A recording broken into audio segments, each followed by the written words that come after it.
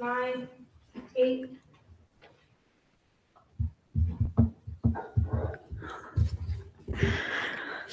Okay, good evening. The Rancho Public Schools Board of Education special meeting for Wednesday, April 8th, 2026 is now called to order.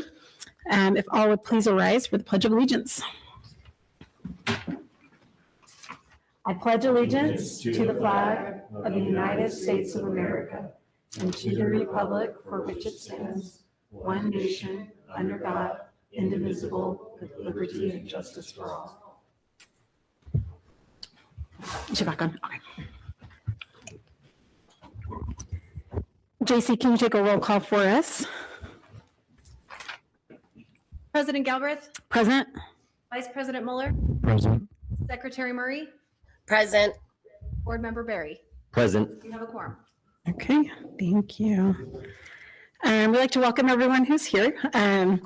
We'd also like to just let everyone know that Secretary Murray, she's sick, and so we don't want her here with us, but she is coming in virtually, and so she'll be able to give her input with everything tonight. And from there, I'll talk more about the process that we're about to go through here in just a moment. But with that, we'll go to our first item to approve our prioritized agenda and proposed time allocations. Board Member Barry, I can't see my, give me this. Motion to approve time allocation prioritized agenda. Sorry. That was in front of me and it turned out not to be. Board Member Mueller, second. Okay. We have a motion and a second. And all in favor? Aye. Aye. Any opposed? Okay, motion carries. Oh, good. Do we need to get, do you want me to get you another agenda? Or you It's good? here. I just thought Will you it was see it? Right in front of you? Right as you went to your thing. Okay, I do not believe we have any public comment for tonight, correct? Okay, so we do not have any public comment for tonight. Okay, so we're going to go into interviews here in just a moment. I want to just go over the process briefly. We're scheduled to start our first interview. I think we scheduled at 4:40, correct? And I know we have our first interview here in the room with us. A couple of things for those who we have, well, a couple of things. So our fourth individual who we were planning to have come, Don Rush, he wasn't able to come tonight. We also had a really difficult time getting a hold of him. So we're going to just go ahead and proceed with the 3 interviews unless there's any objections to that, to just proceeding with what we have. Everyone good? Okay. So we'll continue that way. So I'm going to pull that one off of our schedule. We have 6 questions that we are going to be going through tonight. And since we just didn't talk about this yesterday, I can go ahead and start. And then I can take that first question and then each of you can take, yeah, we'll just cycle it. Rebecca, we're not going to worry about you giving questions since you just don't sound very pretty tonight. So I appreciate that. Plus, my computer started glitching when I brought up the questions. That's why I signed off. okay. So that I appreciate that. Thank you. Okay. So we'll handle the questions. And any questions from you or things that we need to discuss before we go into our first interview here? Will she email her Yes. tallies to, and then we'll take a recess, I guess, to. Yeah. So Rebecca, make sure you email when you're done. Just email those over to your little tallies over to JC, if that's okay. And then I think after we finish all 3, because that time-wise, that's the only thing that's going to work. So once we finish all 3, we'll take a short recess just so we can get those tallied, and then we'll come back before any discussion has been had. So is the tallying, this might have been discussed, we didn't discuss it last night. The tallying is the winner or loser, or is that just a way I to think talk? I think we can still just open to talk. I think it'll give us an opportunity to speak. Are we good with having a tally, or would you rather just have No, I was just, I think that's great. I just wanted to check and see if this is the final score, that once we draw that's the, okay. I'm not great with tallies anyway, so we'll probably need to have some conversation with that. Other things that I'm missing, Warren Hatch, what am I missing that I need to discuss?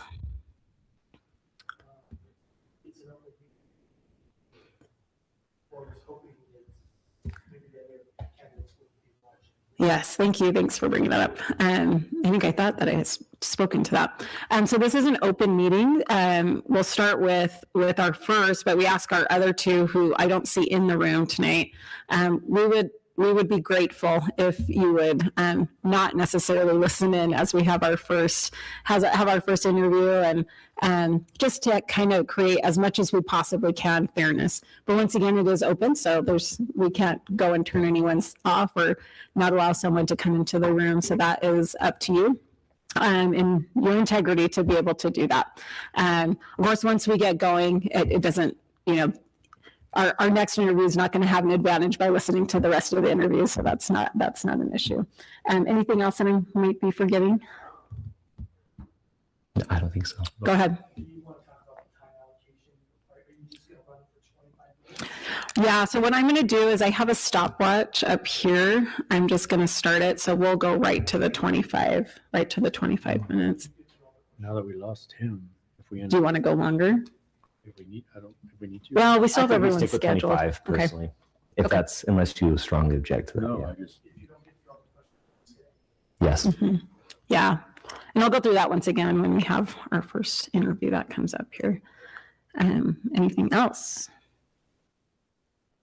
No, I mean, just the deliberation can be challenging, especially since we may be talking about the person who's going to be a peer of ours. So please be generous and kind to us as we stress through this. I know. I have to say, it's not super comfortable. It always takes me a little bit just Yes. going through this process. But we have once again, and we said it yesterday, we have wonderful people that applied. And so we're just grateful to everyone. It's all going to be splitting hairs. Yes, it is. So, okay. With that, if there's nothing else, anything else that I might be missing? Okay, I am going to go ahead and invite our first interview, which is Richard Bruce. You can come up. We gave you a chair so you wouldn't have to stand the whole time. You can thank our new superintendent, I think, for that. So the table. And in just a moment, I'll go ahead and start our time, but I do want to let you know as we get started. So we do have 6 questions. We'll go through the questions. We have 25 minutes for the interview. So if we don't get through all of them, then we'll go ahead and still stop at the time once we hit that 25 minutes. But you're welcome to talk as long as you want for each of those questions. Anything else that I need to let him know? We reserve the right to ask clarifying questions We do. as a follow-up, but we'll try to be respectful of the 25-minute timeline. That sounds great. So, okay. Thank you for being here. We're excited to have you. And I'm going to go ahead. I think you'll be able to have that opportunity to tell us a little bit about yourself and all those things with this first question. Real quick, yeah. do we want to give them like a 5-minute warning or something like that? Or do we just? Yeah, you want to be our timekeeper? Sure. Yeah, I can do it. I'll use my phone. I guess I have my thing here. So. I'll wave at you and say we have 5 minutes. So. Okay. So with that, just quick introduction of us, and I think you probably know who we are, but I'm the board president, Amanda Galbraith. You want to introduce yourself? Seth Muller, board vice president. Michael Berry, board member. And then virtually we have Rebecca Murray, who's our board secretary currently. And once again, thank you for coming in. So I'm going to start right now. You ready? Okay, I am ready. Okay. So the first question that we have for each day is, what motivated you to apply for this board vacancy, and what experiences or perspectives would you bring that could benefit the board and the district? Good evening, President Galbraith, members of the board. Thank you for the opportunity to meet with you to discuss the vacant District 4 school board position. I'm excited about the possibility of working with Rio Rancho Public Schools and you to support the students, the families, the staff, and the community of Rio Rancho. I believe my past experience as the Executive Director of Information Technology for the school district, as well as being the Chief Operations Officer for the school district, will lead me to be able to contribute and be of some benefit to the school district as we enter into some new times for the school district and face the different challenges that are with the school district. RRPS, I have to admit, has been a calling for me since before the school district was actually formed. Dr. Cleveland graciously hired me as the Director of Information Technology in the months prior to the official start of the school district. And I felt it to be an exciting challenge. We were able to set the kinds of standards we wanted for a school district. We were able to create the policies that we wanted to enforce within the school district. We were able to hire the types of staff, the professional staff as well as the support staff, to help students achieve in the classroom. We knew that we were creating something pretty much from the ground up, and we wanted it to be something that was stellar for the students, their student achievement, the families, again, the staff, as well as the entire community. And I think the community embraced Rio Rancho Public Schools from the very start. As I said earlier, I was hired by Dr. Cleveland. I was the Executive Director of Information Technology for about 14 and a half years. That was an exciting time for us. Everything from delivering the first computers that we put in the back seats of our cars to deliver to the schools, to getting into the educational technology realm and getting education technology specialists out to the classrooms. After that, I was very honored for Dr. Cleveland to ask me to change roles and be the Chief Operations Officer for the school district. And at that time, the Chief Operations Officer oversaw the Finance Department, the Human Resources Department, the Information Technology Department, the Facilities Department, the Safety and Security Department, and eventually the Transportation Department. So I have experience, deep experience and knowledge of many of the different operational administrative support functions of the district. We saw tremendous growth in the district, and we opened up 6 elementary schools, 3 middle schools, 2 high schools, comprehensive high schools, 2 alternative high schools, the district office, and the training center during that time of those first 23 years or so of Rio Rancho Public Schools. We also went back and expanded 3 elementary schools and 1 middle school to provide additional space for students and try to get students out of the portable classrooms that we had been graciously afforded by our counterpart down the hill. So it was a tremendous time and tremendous growth for Rio Rancho Public Schools. And I hope that by joining the school board, I can help Rio Rancho Public Schools to continue to excel. Thank you. Who wants to take the next one? Real quick, we're paying attention to you. We're just also taking notes. It's not like I'm trying to ignore you. He is playing a game. Question 2. What do you see as the most significant challenges or opportunities facing the district over the next few years, and how should the board help address them? Well, first of all, Rio Rancho Public Schools, just like all school districts, faces tremendous challenges. Some of those challenges in the area of finances. The legislative funding, continuing to work for the legislative funding that the school districts need. And sometimes that has been lacking to a certain extent. In the area of human resources, continuing to hire good staff.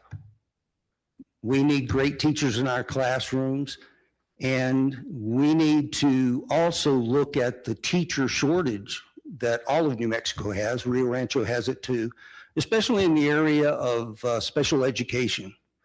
Those are constant battles for the Human Resource Department, I believe. In information technology, we have a lot of technology, some wonderful technology in the district, but you have to continue to bring in that equipment, but you also have to look at some kind of replacement cycle to make sure that you're allocating the funding to keep that technology up to standards. And we need to make sure that the technology is being used in the classrooms and it's being used appropriately in the classrooms. Facilities, that is a constant need for the school district. I feel sure that the facilities department, now that they're able to take a little bit of a breather from building schools, we have to make sure that we fund the district so that you can repair and upkeep and maintain those facilities so that all of these nice new facilities that we've built over time do not start to lag. We need to make sure we keep them top notch. Security is always, safety and security is always a priority. We need to make sure that we have people that can help us make sure that schools and the students are safe and secure. Transportation, that's always been a constant battle.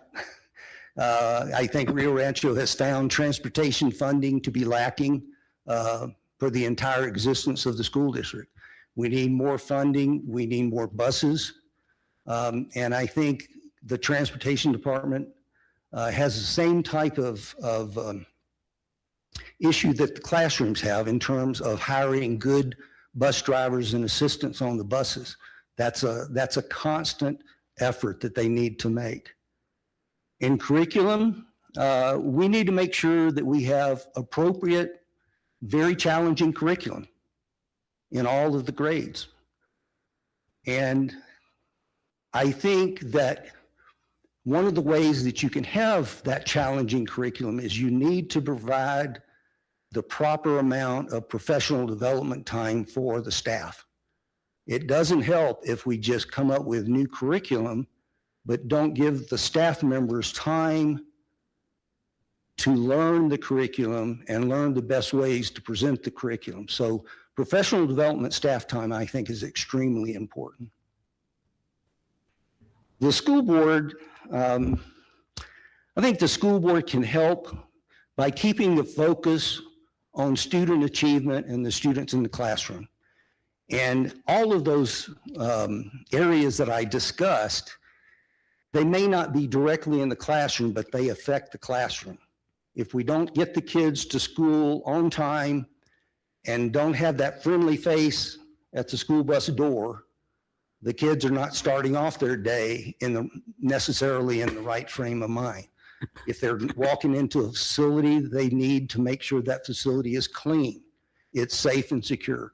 So all of those things combined with what the teachers and the staff in the classrooms and in the front offices of the schools contribute, all of it is part of a team to make sure the school functions the way it should be functioning. And I think the school district can ensure wise and efficient use of the funding, keep everything focused on the classroom and student achievement, set those clear expectations from the school board level, and also maintain that communication that's needed between the legislature and the school district, between the community and the school district, because all of it impacts on how our students fare every day.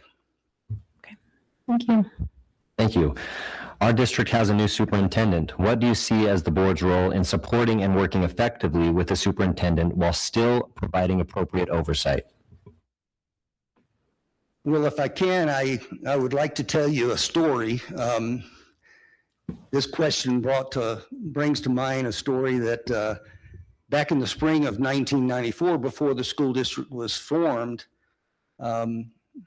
my wife and I were invited to our church to help set up chairs for an interim school board meeting that was being held in the very early days before we were officially a school district.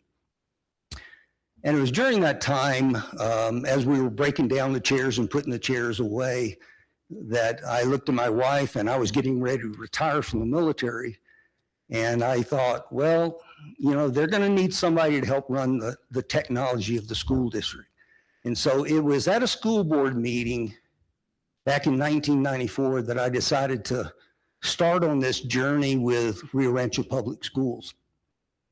And I find it kind of ironic that I'm sitting here in another school board meeting, hoping that I can continue to work with Rio Rancho Public Schools and contribute to what I think is one of the best organizations I've ever seen, and to help our community continue to move forward. I think what I and others on the board can help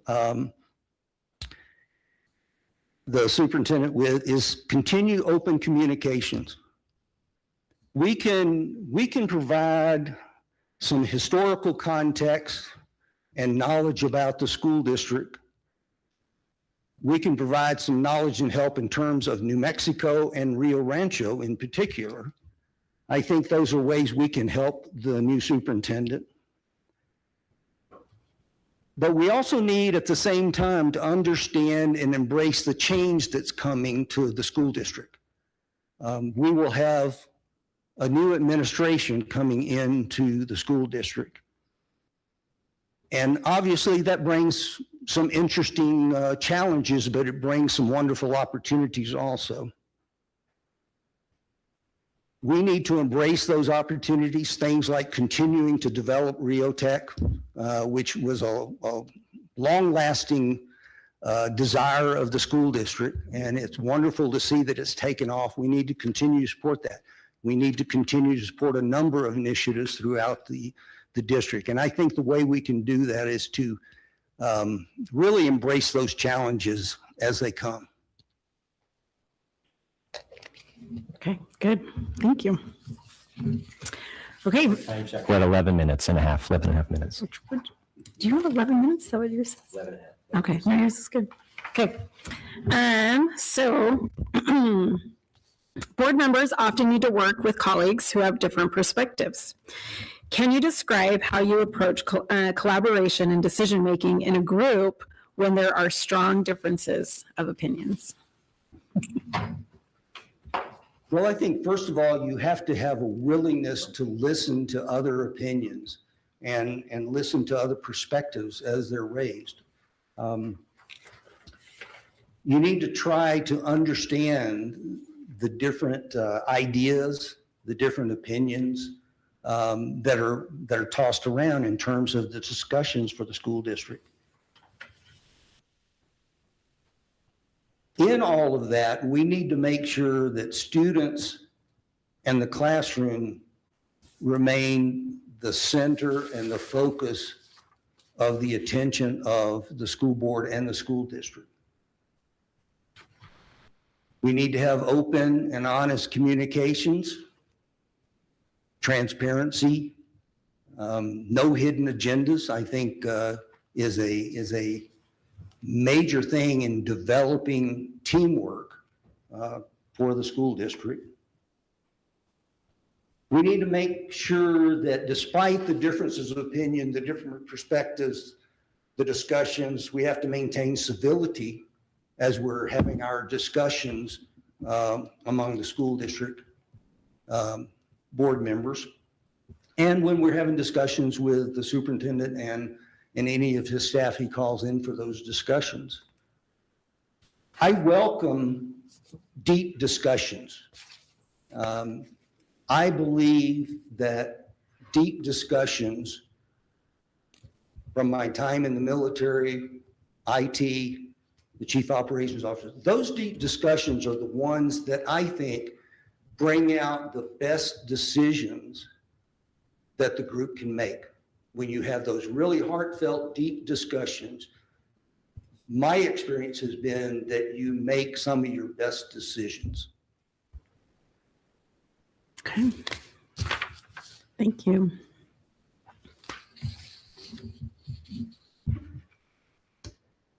School boards serve a diverse community with many viewpoints. how would you approach representing the whole community and keeping board discussions focused on students and district needs?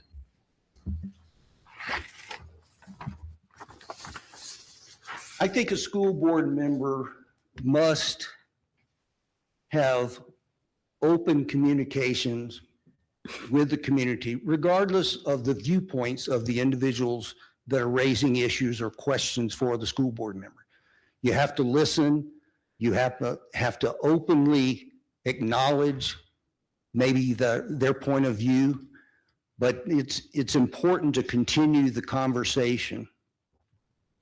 I think it's also important that we keep in mind that sometimes some of the opinions, discussions that may come to school board members may be from a minority of the community. And so we have to keep in mind the balance of what may be discussed, the complaint or the suggestion or whatever, and keep in mind the totality of the community.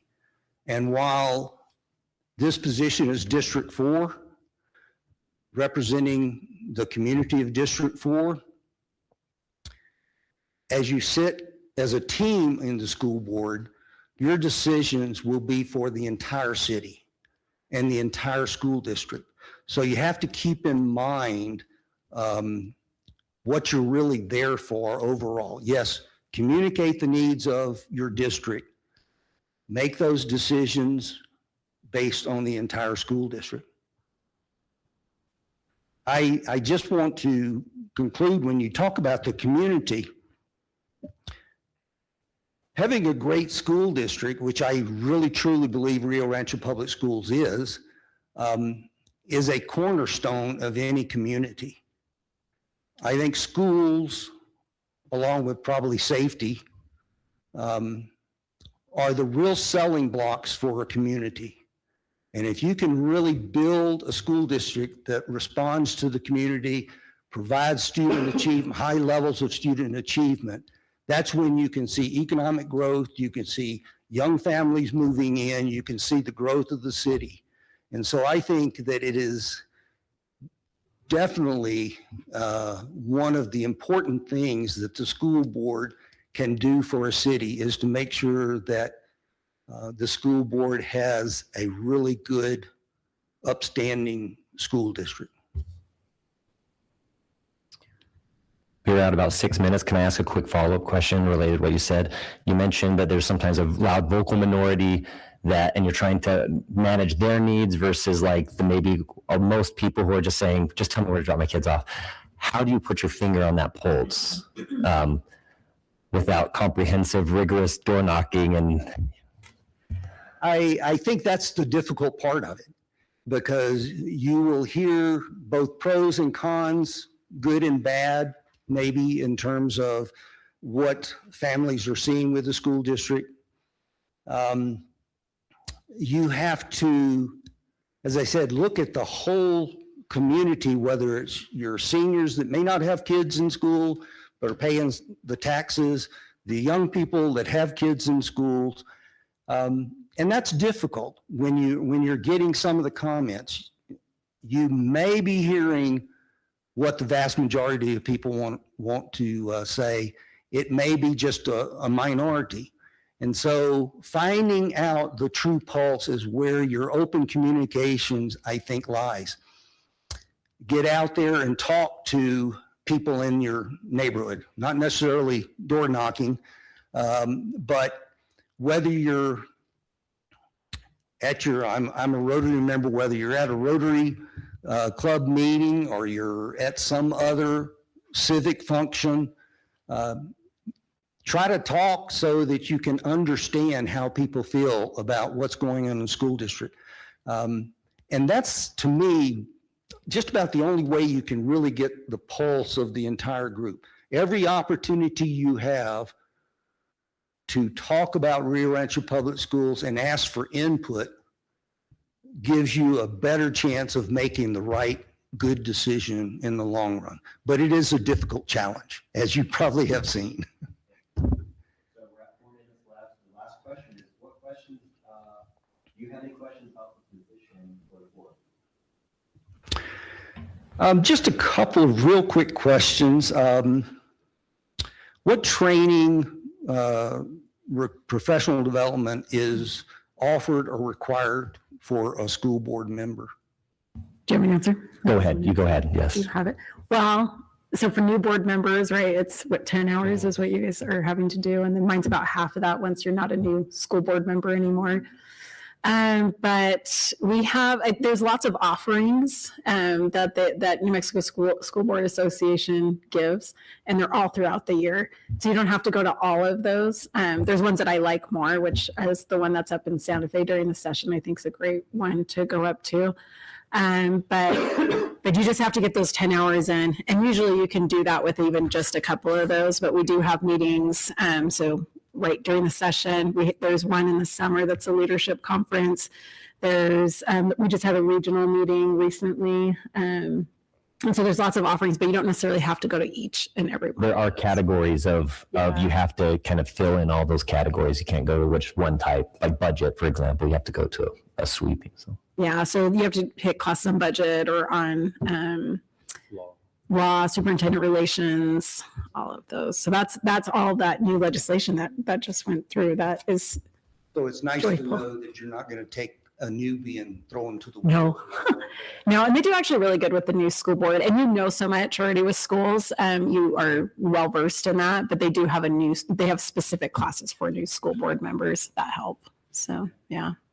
And just without putting anyone on the spot, what do you see as the major challenge that we're taking on the future? You guys each want to take I think you highlighted a lot of the main challenges. I'm particularly, and you sort of alluded to it, I think it's important to get the brave new world of AI right. I'm a user, I'm a computer scientist by training, but getting it right for our students is an important thing to do. Obviously safety.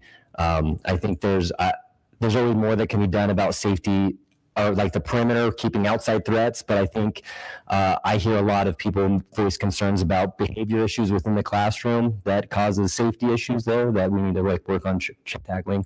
I'm sure everyone has a slightly different opinion, but that's my quick. We are at 1 minute, 30 seconds. Do So. I take the last minute? I think it's just trying to figure it out. It's all for, I think, 3 of us that's new, and then trying to get in and be involved in the community. How you put it all together, you want people to know that you're on the board and you want to listen to them and have their voice. But then the flip side of that, being elected official, right? You don't want to be just walking through the shopping center with your family and have somebody come up and be like, "Hey, can I?" And it's hard because as a single board member, I have no authority. There's no, like, I can't make a decision for you or promise you anything, right? It has to be a team effort. Whether you agree or disagree, and part of it is within that team, if we do have a deep discussion like you were talking about, and it gets heated and 3 people vote yes and 2 people vote no, the ones that voted no, you have to be committed to the board, to the team, that no matter what, when you go out in the community and like, why did you vote no? And why, and they vote like, I stand with the board. The decision has been made. And now as a team, the 5 of us, we're moving forward with the yes. It doesn't matter why I said no or who said no, right? It's, you got to have that, and everybody has to know we have each other's back. I'm going to bring us over by 30 seconds, but I do want to add to that. I think also we have a lot of offerings of schools these days everywhere, right? There's charters, there's so many schools, and it's building our district so that we can be that option that people want, that this is where they want to be. And there's so many facets that come into that, but we need to be constantly looking for that. AI, all of those things go into it, but we need to have good security and all of those things. But we need to be in the community where they say, you know what, like, I don't want that charter school. I want to go to Rio Rancho High School or Cleveland. And I think that it is a struggle though to do that. And that, to me, that is the biggest thing as we move ahead. So, okay. So, You're hired. so with that, we are done with our interview with you for this evening. You're welcome to stay around if you would like to, and we'll have our other interviews. But we really want to thank you for coming out and putting all this Thank in. you for the opportunity to sit here and have a discussion with you about the future of Rio Rancho Public Schools. All right. Thank you. Thank you. Thank you so so much. much. We appreciate it. And I don't know what Oh, that's a good idea. That's a good idea. Thank you. Okay, so we have a few minutes in between. Okay, at 5:10, is that right? Okay. So we have just a few minutes. So board, if you want to grab water, yeah, or anything, or I think we're going to put some out on the table. Yeah, I think we're in sync. Yeah, mine was just stop and Yours is watch. going up, mine is going I know, I was like, what? Sorry. No, it was good. You did great. It was good. I thought it was gonna like, he's gonna only do 2 questions. Mhm. It was good. Yeah. It was good. Yes. Yeah, you want to see? Yeah. Her husband's right there. He's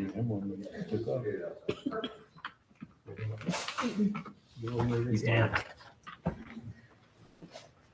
Go outside and smoke a cigarette.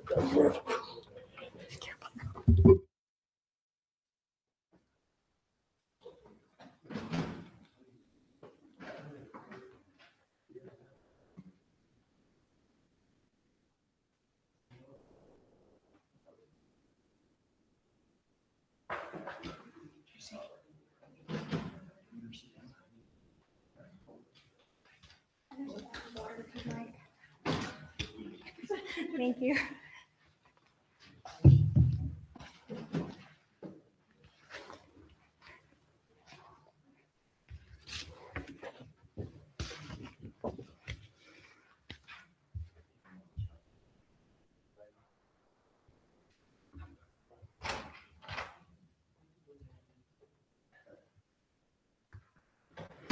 Yeah, change your batteries now.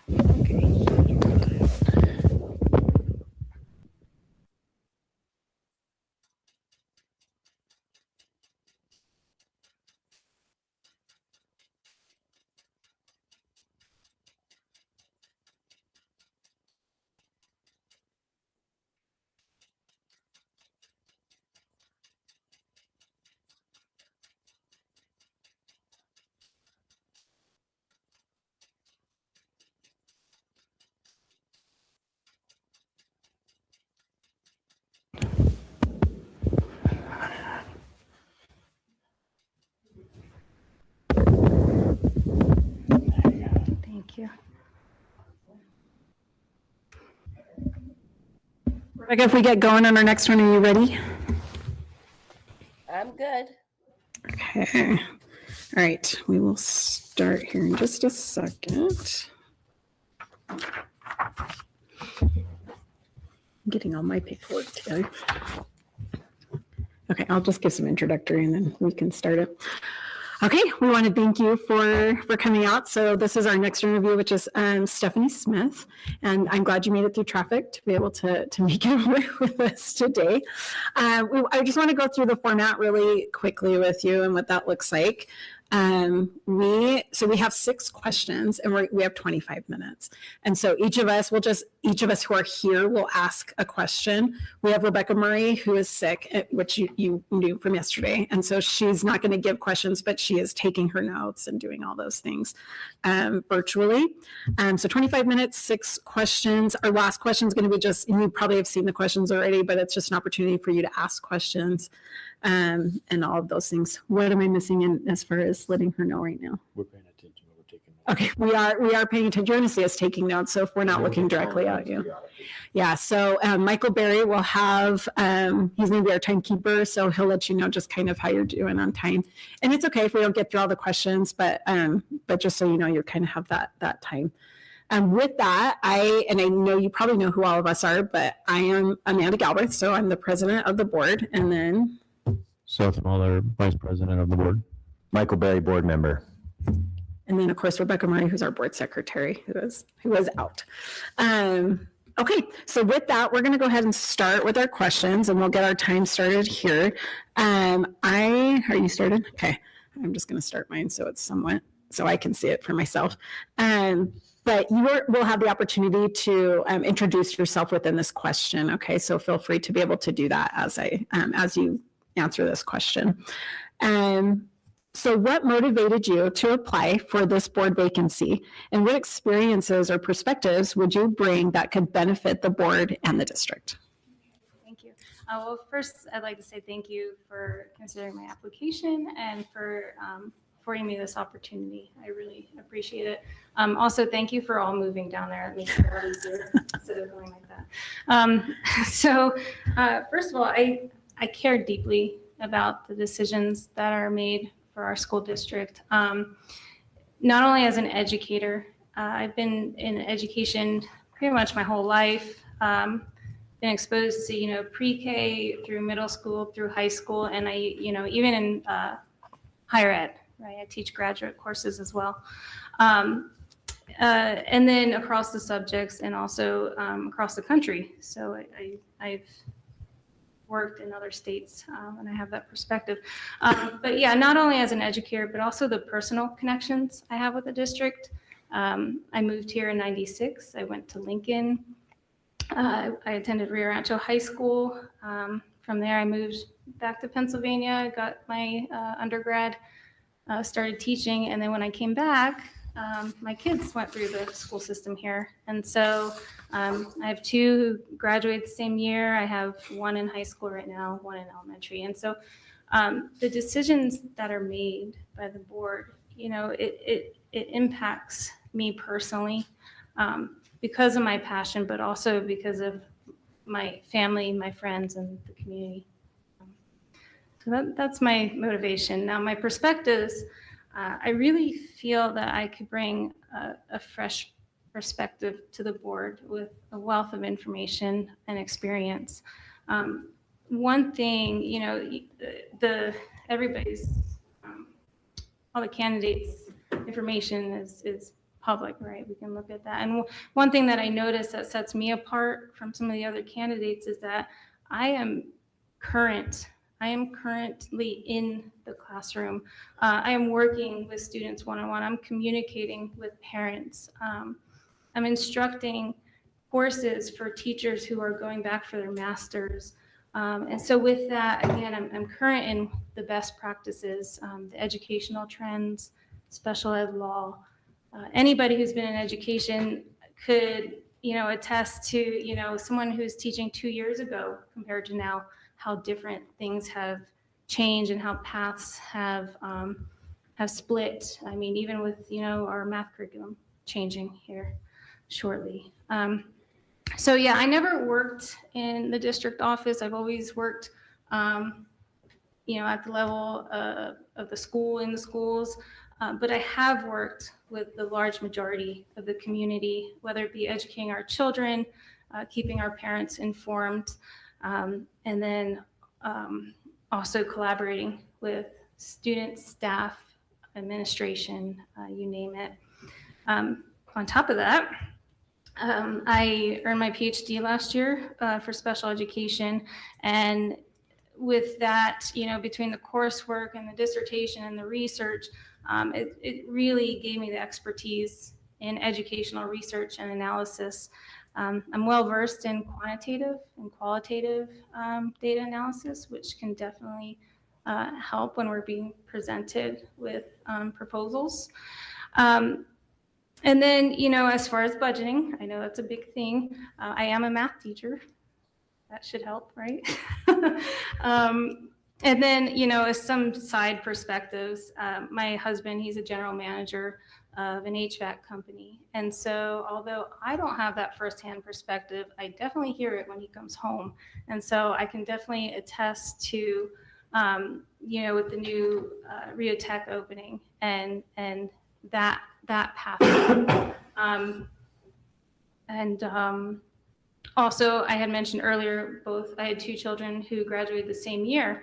My son is an apprentice for an HVAC, to be an HVAC. And then my daughter is at NMSU studying for pre-med.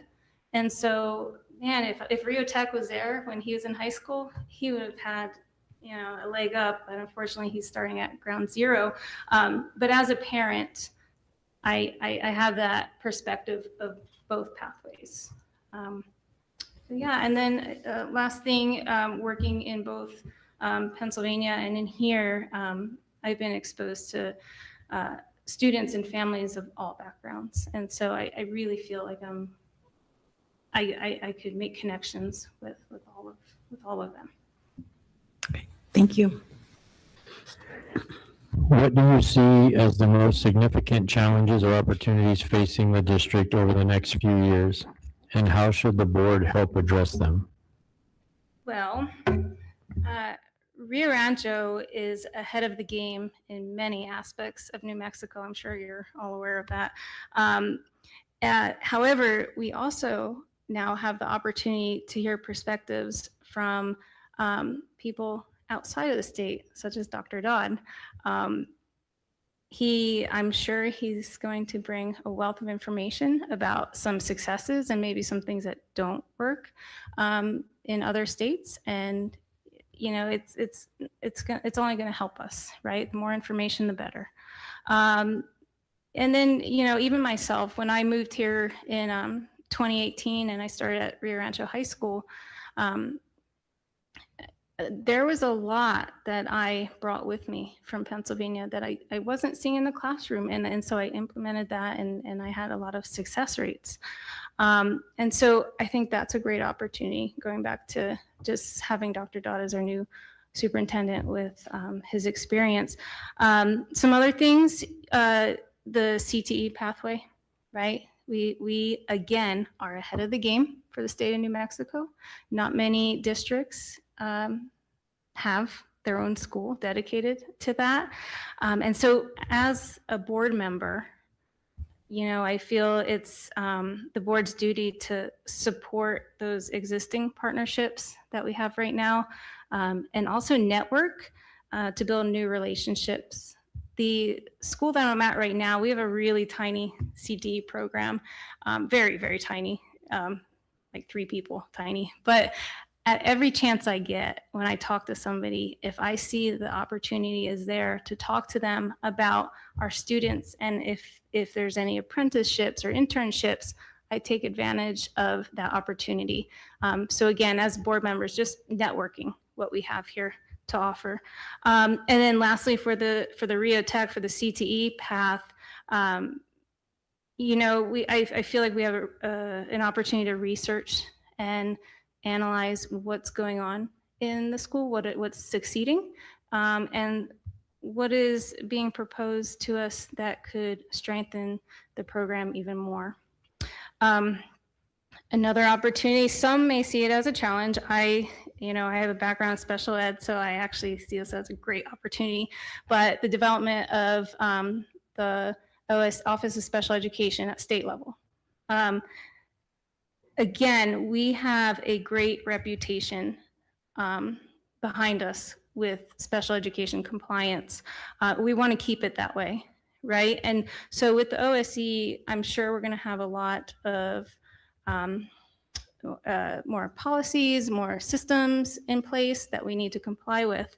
And so as a board or as a potential board member, ensuring that our district continues to remain in compliance, be accountable, ensure that we have the systems in place that address all the components of, Yazzie Martinez, IDEA, and any other like local, state, or even national mandates. With Office of Special Education, when I think of that, I don't just think of students with an IEP. Whether it be a student who has substantial needs or a twice exceptional learner, the board has a duty to serve each end of that spectrum and every child in between. And so I just think that's going to be an opportunity to take advantage of that. And then lastly, a challenge perhaps is just making sure the board prioritizes long-term strategies. What's going to happen next week, next month, next year, 5 years, 10 years. It's really important that there's a stable plan in place. Thank you. Thank you. Our district has a new superintendent. What do you see as the board's role in supporting and working effectively with the superintendent while still providing appropriate oversight? Well, again, Rio Rancho is unique. It's unique in that we've had Dr. Cleveland since the beginning. She is the foundation of our district, right?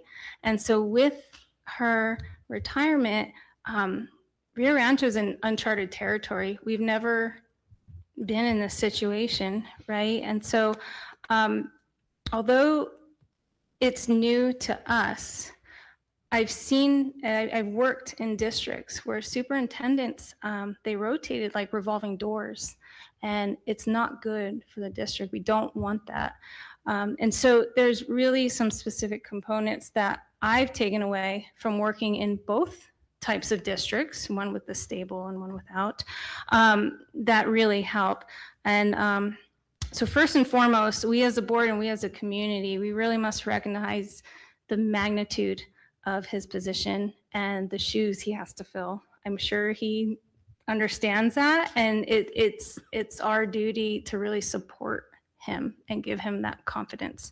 And then another thing is trust.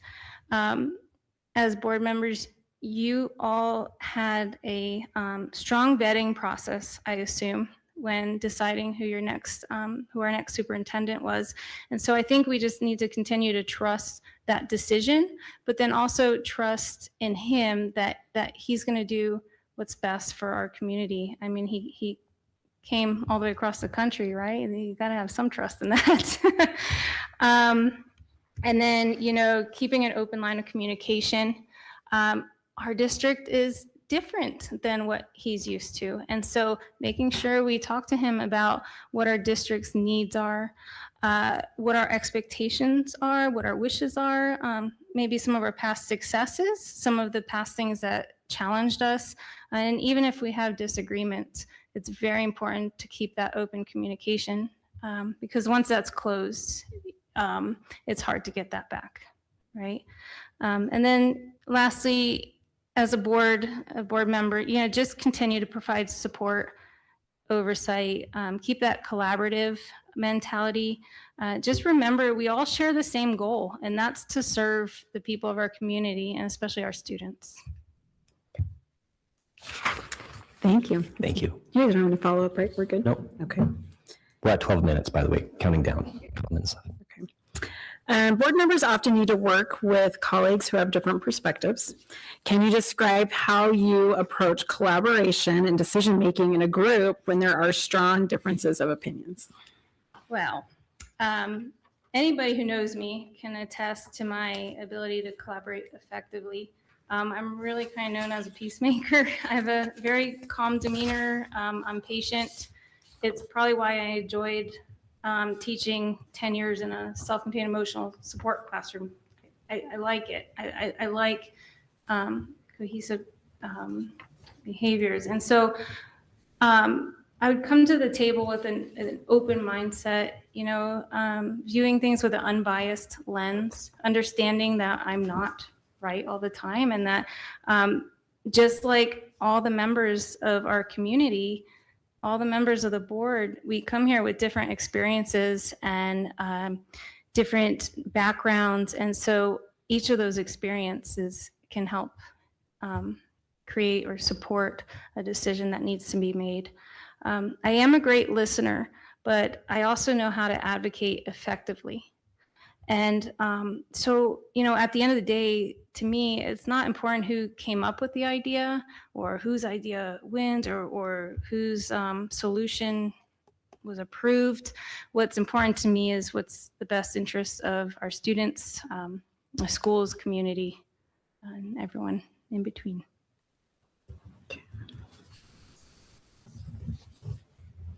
All right.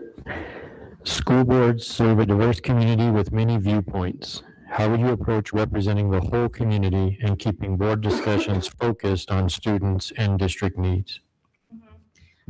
Rio Rancho is a very diverse community. If you drive down Southern and then you drive down 550, you're going to see totally different things, right? And so with diversity, it gives us the opportunity to learn from each other and to find the strengths and what works in each, I guess, section of our community.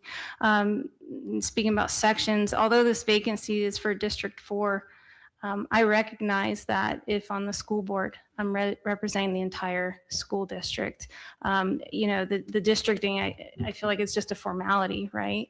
And so coming to the board with everybody's diverse needs in mind is very important. It's important to stay connected. It's important to listen to others outside of the board meetings, hearing what their input is. It's important to immerse ourselves in the community, attend school events.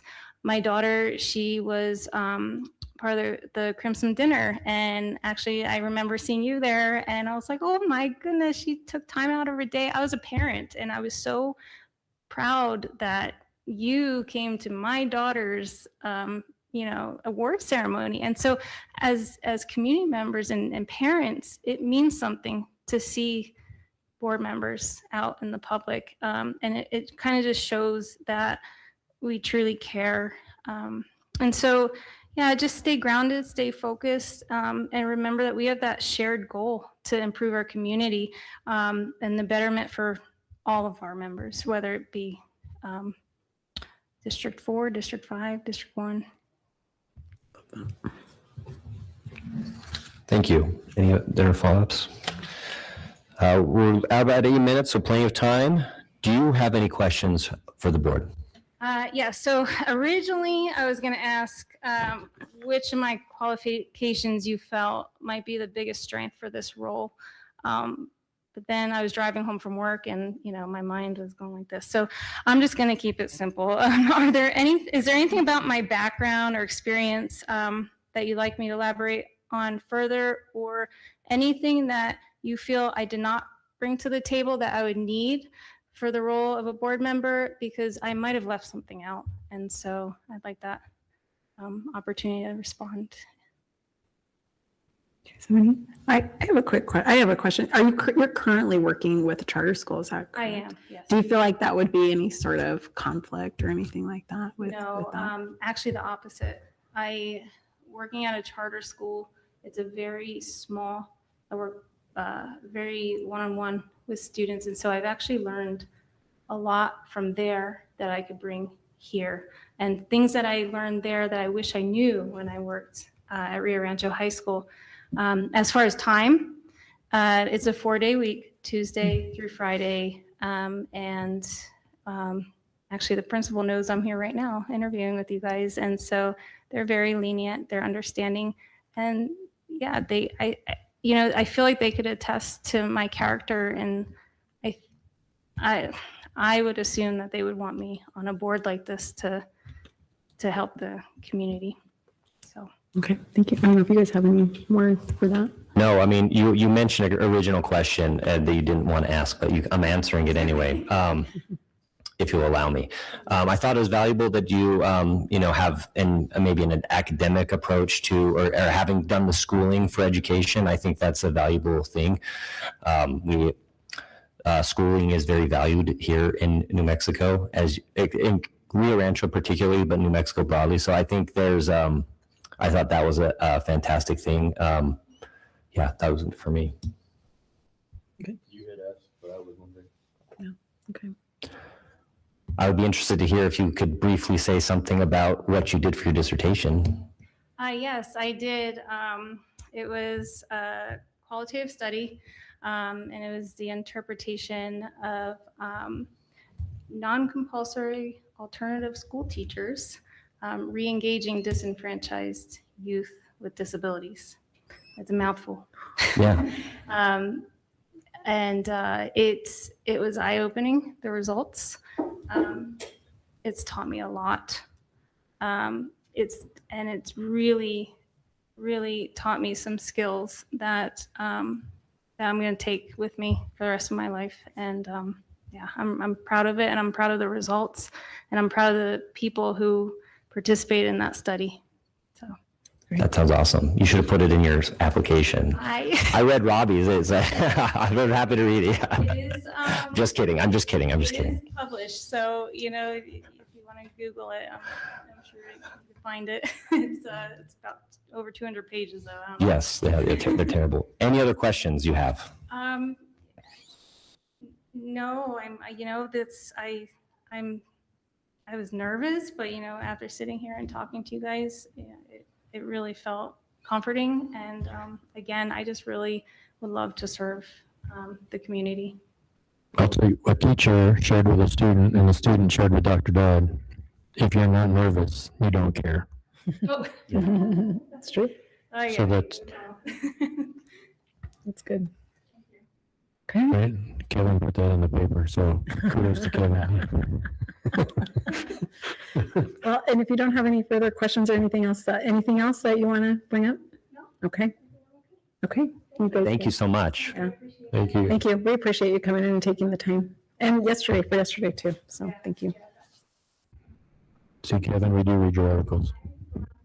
Yeah, now at this point, I mean, it's not going to give you any advantage or anything. So you're welcome to just be in here if you would like to. So that's fine. All right. Thank you. And let's see. I saw that too. Yeah. So our next one, we have just a few minutes if you guys need to step away for a second.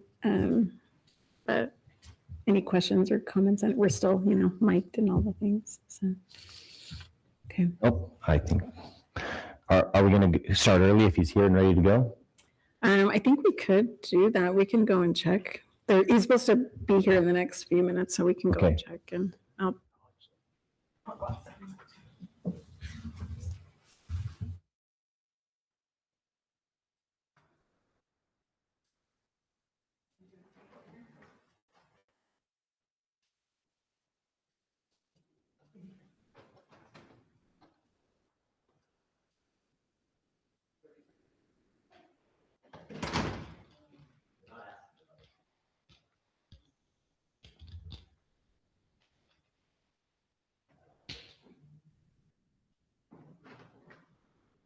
Can you tell us what the data summits are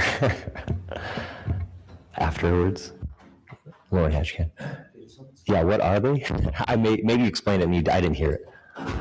Data, data A to Z, elementary, middle, high school, and then. Are you gathering data or are you? We are analyzing every piece of outcome data that this district related to students. And so this meeting would be just to,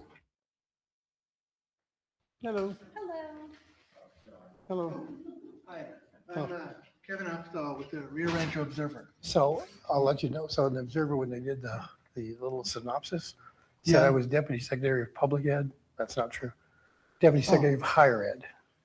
Completely different departments. Oh, okay. It's no big deal. I'm just. Okay. Well, I wrote it. I just wanted to make sure. Yeah, just it higher ed, not public ed. Okay. Hey. You're gonna see it. How you been?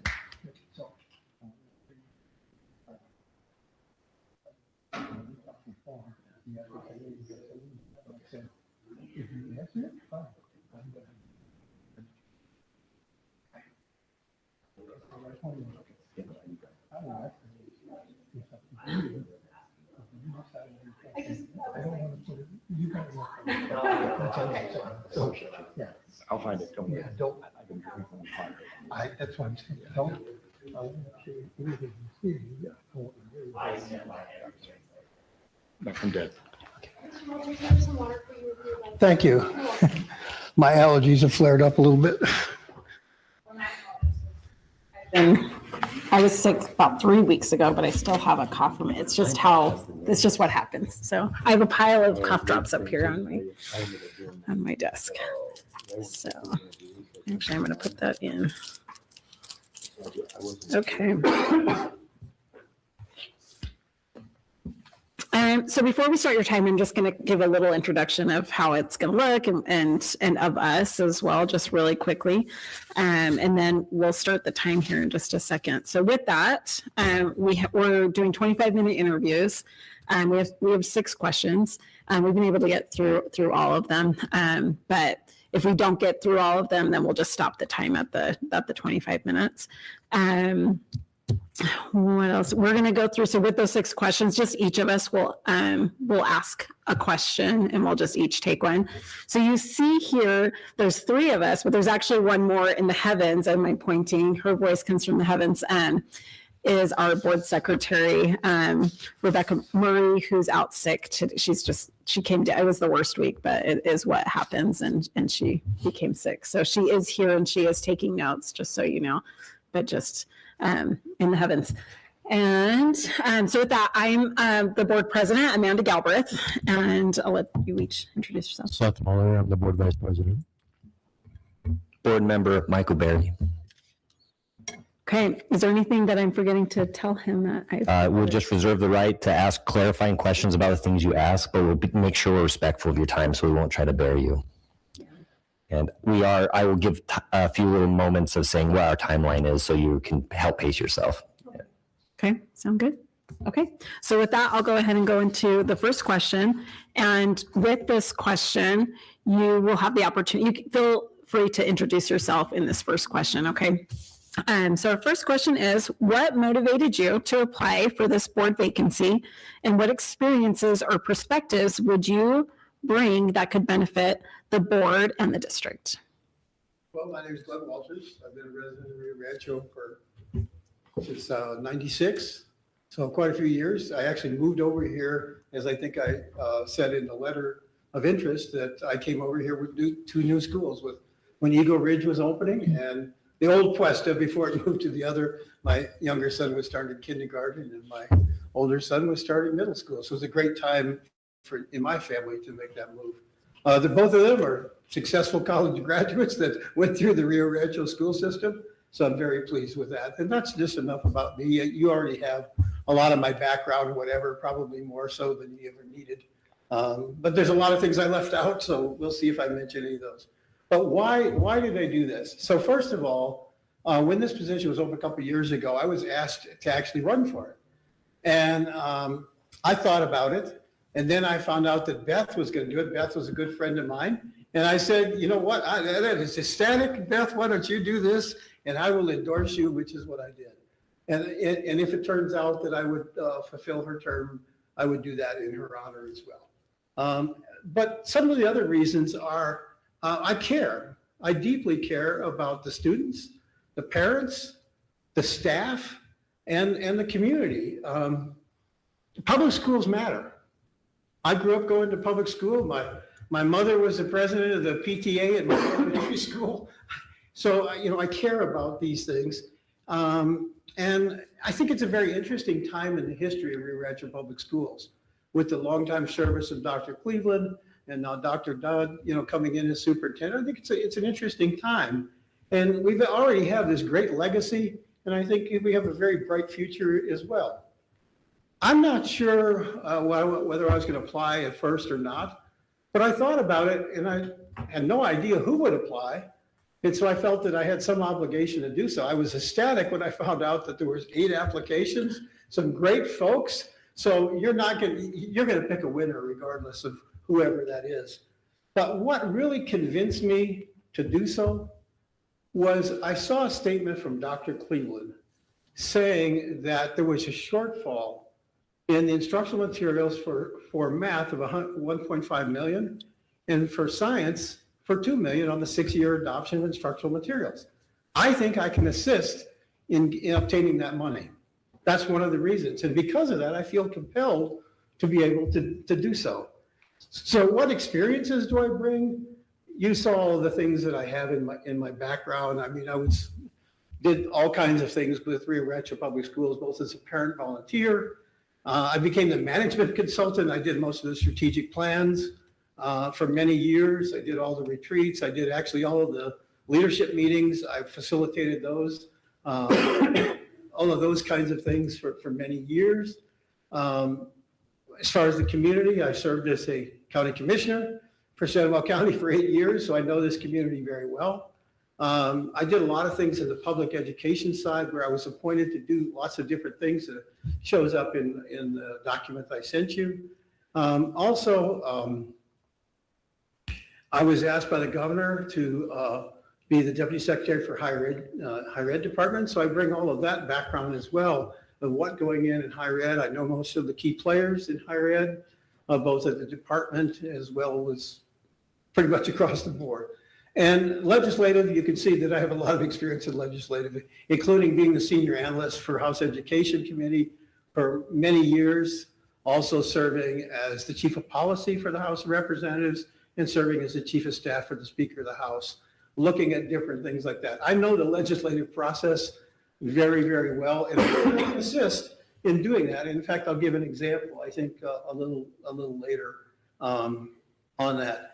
You know, so for example, as I said, I know personally a lot of the legislators. I think you do as well, including some that were formerly sitting in your seats. So the LESC, which is the interim committee, has 30 members, 10 voting members, and 20 advisory members. Know many of those.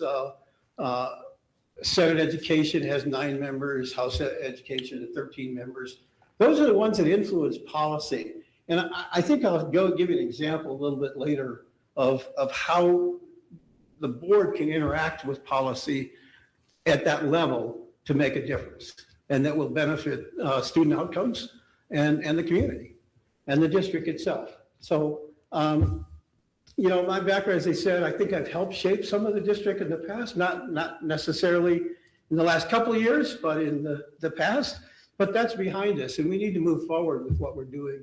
We can learn a few things from the past, but it's really, we got a whole brand new board, except for you, Madam President. You know, we got brand new people. And I think that's a very interesting way to look at things as we move forward in the future with a new superintendent as well, and new ideas. So I will focus on several different things. My main focus is systematic processes in place. If we don't have systematic processes and every time we do something, it's an ad hoc and we can't learn from anything. So, you know, I look at the 100-day plan and I see many things that are leaning towards having systematic processes in place. And I think as a school board, that's what we need to make sure that we have, a systematic process and policies that would support that.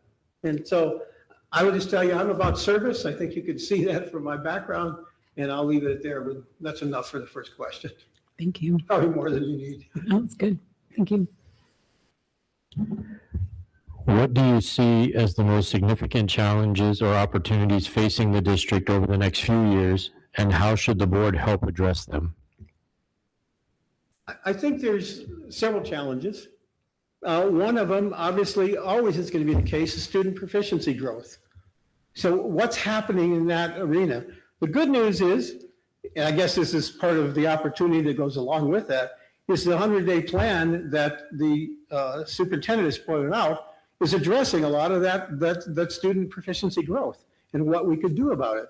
And so I think that that's got to be constant for the board, is looking at what that proficiency level is, and are we providing the resources in order to make those gains, or whatever we're trying to do, whether it's in the classroom, whether it's with staff, whether it's opportunities for students, et cetera. We need to make sure that we're allowing those resources to provide those opportunities to do so. I think the next thing is probably unfunded mandates. You know, we hear that term all the time, but that happens. You have unfunded mandates, but the legislature or some other federal, state, whatever, is imposing things upon us. It might be our time, it might be resources, it might be other things. And we need to be able to be aware of those things, and how do we go about dealing with those? Who do we talk to be able to deal with those issues? Another one is the continued Rio Rancho growth. I can remember when we were having to build a new school every year for a while. That slowed down a little bit, but the growth is going to be on us. It's going to continue to face us with new schools, which means new capital outlay, and we have to have the ability to request those, whether it's in the GO bond or whatever, to be able to provide those resources through, maybe it's Public School Facility Authority, et cetera, where we get those. And I can remember the battles we've had with Public School Facility. You folks may not know this, but for example, when we built Cleveland High School, they said, no, you can't have another auditorium. You already have an auditorium. You can't have another stadium. You can't have another football field. You already have one. So we fought with Bob Burrell for years, months at least, to make sure, and they changed the policy of the Public Schools Facility Authority to allow Cleveland High School to have a football stadium and to have a performing arts center because that's not what's in the standards for the Public School Facility Authority. So we need to be aware of those things. The last challenge, and it also at the same time is an opportunity, is got to be artificial intelligence. I mean, that clearly is already impacting educational. It's affecting what happens in the classroom. It's happening it affects teachers. It affects students. It affects our daily life. It affects all of our operations in the back staff of the district of what we're doing and how we're doing it. And I think that, like I said, it is a challenge, but it's also an opportunity that we need to seize and be well aware of it. Some other opportunities was about student engagement. And there, I think when students are engaged, the proficiency level is immediately enhanced. If students are not engaged, then learning often doesn't occur. And I've been fortunate enough to be able to take principals and school districts, including ones from here, to different places like Jinx School in Oklahoma. And the engagement strategies they were using for students is nationwide was the example. What do we do? How do we measure student engagement? That's a critical piece of the learning process. If students aren't engaged, they aren't learning. It's just a fact. And I think positive behaviors is what we're looking at in the classroom, because not only does learning occur, but all your disciplinary issues, all of those kinds of things are very much minimized because of that. Another opportunity is the GO bonds. As we're looking at GO bonds, what are we doing about that? What are the resources we need? I'm very happy to say the last one, which was $80 million, passed at a 76% rate. The community loves the school district. There's very few that get that kind of a support from the community, 76% asking for $80 million. So how do we continue that pathway to provide the things that are needed, but in a positive way where we're looking for stuff? And then I think the other clearly opportunity is exactly the two of you plus the person that's in the clouds and a new superintendent that might probably be behind me, is that is a huge opportunity. And I'm not excluding the board president, by the way, in that, but I think the idea of having new thoughts to look at this and look at the district in the future is an incredible opportunity for positive growth and student achievement, et cetera. So how would I address those? I think you get in front of them early. I mentioned the idea about the instructional materials. So if you understand the legislative process, the way it works is you have an interim period. And so the LESC, the Legislative Education Study Committee, is going to be meeting over the period. And they're working their work plans right now. They'll present those to Legislative Council next month. It'll be approved for May and June. So last year, they had 23 items that were on the work plan. Instructional materials was not one of them. There are some things that were important to Rio Rancho Public Schools, but I think the board needs to get in front of that now and ensure that on the work plan for the 26 LESC, that instructional materials is one. So getting folks like Representative Ray Rada down in Las Cruces, he does instructional materials, could be a champion for this. Or maybe one of the folks that used to sit in your seats, Senator Craig Brandt, who sits on the LESC. We need champions on the LESC to put the items on the work plan that's being created, that's going to be approved by Legislative Council later next month. But if the things that the board thinks are important are on that work plan, they're going to be talked about. You can't wait to the legislative session that come in January to start moving the ideas. They need to happen during the interim. And I believe that if the board decides to move forward, talks to the people, the board can get that on the agenda, on the LESC agenda, on the work plan. And I think that's the way you tackle instructional materials, is you put it in front of legislators that care, and I think the funding will flow from that. So that's probably enough that I could say on that question. I don't want to get too long-winded here. I'm probably already talking too much. It's fantastic. We're at 11 and a half minutes to go, by the way. So Okay, I'll speed it up a little bit. no worries. Our district has a new superintendent. What do you see as the board's role in supporting and working effectively with the superintendent while still providing appropriate oversight? Well, the first thing is the board needs to be aware of what are the duties in the New Mexico statutes 2245. And I believe there's 15 duties that are in there that boards are supposed to do, and they're in New Mexico state statutes. You know, those are things like hiring a superintendent, paying a superintendent, creating a budget, doing bonds. The other thing is policies, and that's probably one of the key things of a board on an ongoing basis is the creating of policies. And I already mentioned having systems and processes in place is part of that policy part. I think the 100-day plan is very insightful. There's many different things. I think it creates clear expectations that are stated. I think it ensures, or it starts the groundwork to ensure that systems and processes are in place. And I'm very much encouraged by that. And I think the idea of the strategic plan that's in place now that ends 25 is it moves forward to look at the strategic plan to work together with the superintendent to create the strategic direction as well as the goals of what's important and the priorities to the board, as well as the priorities to the superintendent are met. Okay, good. Thank you. I'm trying to move forward a little bit faster. You're Good. flying. That's good. You got on there. That was good. Board members often need to work with colleagues who have different perspectives. Can you describe how you approach collaboration and decision-making in a group when there are strong differences of opinion?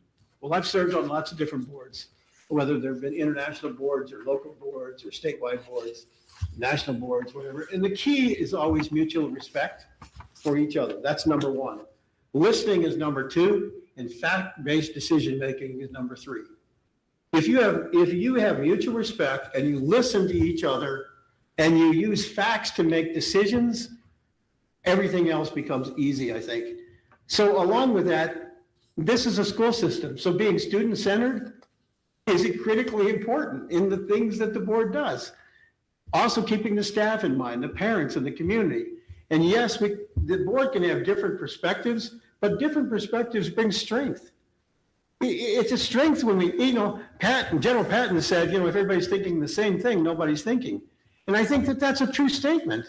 And so I think that we need to have diverse opinions, but when we talk about them, if we use the idea of mutual respect and listening to each other, I think we can come to common ground in most cases. That's at least my thought that I've always lived by. I live by the Air Force values. I spent 30 years active duty Air Force, and the values are pretty clear. Integrity first, service before self, and excellence in all we do. And if you have those core values, it's pretty easy to do everything else. That's kind of the way that I look at it. I don't believe in grandstanding. I think some of you might know some of my history, whatever, but I make things happen, but I do it collectively. I do it as a team. I'm a team player. I'm not a lone ranger. I make sure that if we speak with one voice, those kinds of things. The other thing that I would say is I'll come prepared for everything. I read everything. If there's a meeting, I know what we're going to be talking about. I know that we'll be trying to come up with consensus on what we're trying to achieve, and I'll always begin with the end in mind. What are we trying to achieve? And so make sure that we hear everybody's thoughts as we move forward. The other thing that I think I would bring humor. I'll say stupid things like, I was gonna say, not my job. Take that. well, I won't try to take your place, but I'll say stupid things like, did you hear about the yardstick company that's not making them any longer? Or do you know that nothing tops a plain pizza? I mean, I'll say stupid stuff like that all the time, but I think that's part of the board, part of this, of how people get along with each other. I was a keynote speaker around the world for many years. I didn't put that in the speech that I did pretty much all over, I think almost every continent except one, was fun in the workplace. So do you enjoy what you're doing and how you're doing it? And I'm a very positive person, and I'll try to bring that. Thank you. School boards serve a diverse community with many viewpoints. How would you approach representing the whole community and keeping board discussions focused on student and district needs? Well, Well, some of those things I probably already kind of addressed, but I think listening is a key skill for everything that we do. If we already have our mind made up before we hear from constituents like students and parents and staff and the superintendent, and right now he's got my back, I should say, so another little. So anyway, I just think we need to make sure that we're listening, we listen to the community, and that when we talk with one voice. We don't talk with individual. Like I said, I don't believe in being a lone ranger. I believe that the board acts collectively together, and maybe we have some disagreements, but when we speak publicly, the board speaks as one voice, because the community is looking for us for a positive future for their community, for their kids, if they've got kids in school or whatever. And I think that we have to portray that very positive image of what's going to happen and how things are going, et cetera. I think other things about that is having very clear agendas that are published to the community so they know what's going to be talked about, and that the board members are prepared to talk about what's on the agenda, to listen to those things, to act in a very collaborative manner with each other, to have values that we're looking forward and that we're embracing, to have strategic themes and goals. I know that that's currently in the plan that we have. I mean, we have the mission and values. We have all of that stuff in the past. And, I don't want to just keep going on and on. I think that, if I look at my background here that I gave you, there's, like I said, a lot more that I could tell you about and whatever, and a lot of things I didn't include. I will mention a couple quick things. In my Air Force career, I spent the first 8 years on the enlisted side in law enforcement and enjoyed every minute of it. I ended up getting a commission, and I found out 6 months later, I was commanding a unit of 1,300 people. Big change in a few months there, whatever. I retired as a lieutenant colonel. I spent 10 years in the inspector general business. I know a little bit about that kind of background as well, of what it takes to make things successful. And that's why I'm so much have an emphasis on systems and processes, because where faults usually happen is when there's no system in place or the processes are not followed. And that's how IGs get involved in lots of different things, when there are no systems or processes involved, or they're not following them. I could mention all kinds of other things. One of the things I didn't mention, and I forgot to mention it, it's an opportunity, is the CTE. CTE is a huge opportunity. It's a groundbreaker. And I'm glad that I have some time because I forgot to mention it. You might also notice that my undergraduate degree is occupational education. Do you know what that is? CTE. 58, a long time ago, but that was my background in education, is CTE. And I think that's an important piece of this. So I think even as we're looking at things, I think we're already a role model in that. I think when I was talking earlier about student engagement, what a great opportunity. But look at some of the things we have. Independent high school, all the different factors where every student is not going to be successful in every environment. So how do we create environments so we can afford and provide the resources to make it happen? And again, for the superintendent piece, I would just say we need to support the superintendent. We should not micromanage that person, but we need to make sure that the board provides the resources to make sure that what is trying to achieve is achieved. And listen to the community, staff, parents, and I give you back my rest of my time. We got 2 minutes. I wanted to say, do you have any questions you want to ask? Our last question, do you have any questions you want to ask us? You have 2 minutes to. I'd like to hear one of your jokes, Michael. Oh, I don't have jokes. He has the jokes. I just come late to things. So yeah. I'm not so surprised. Yeah. I know Seth and his background, whatever, obviously.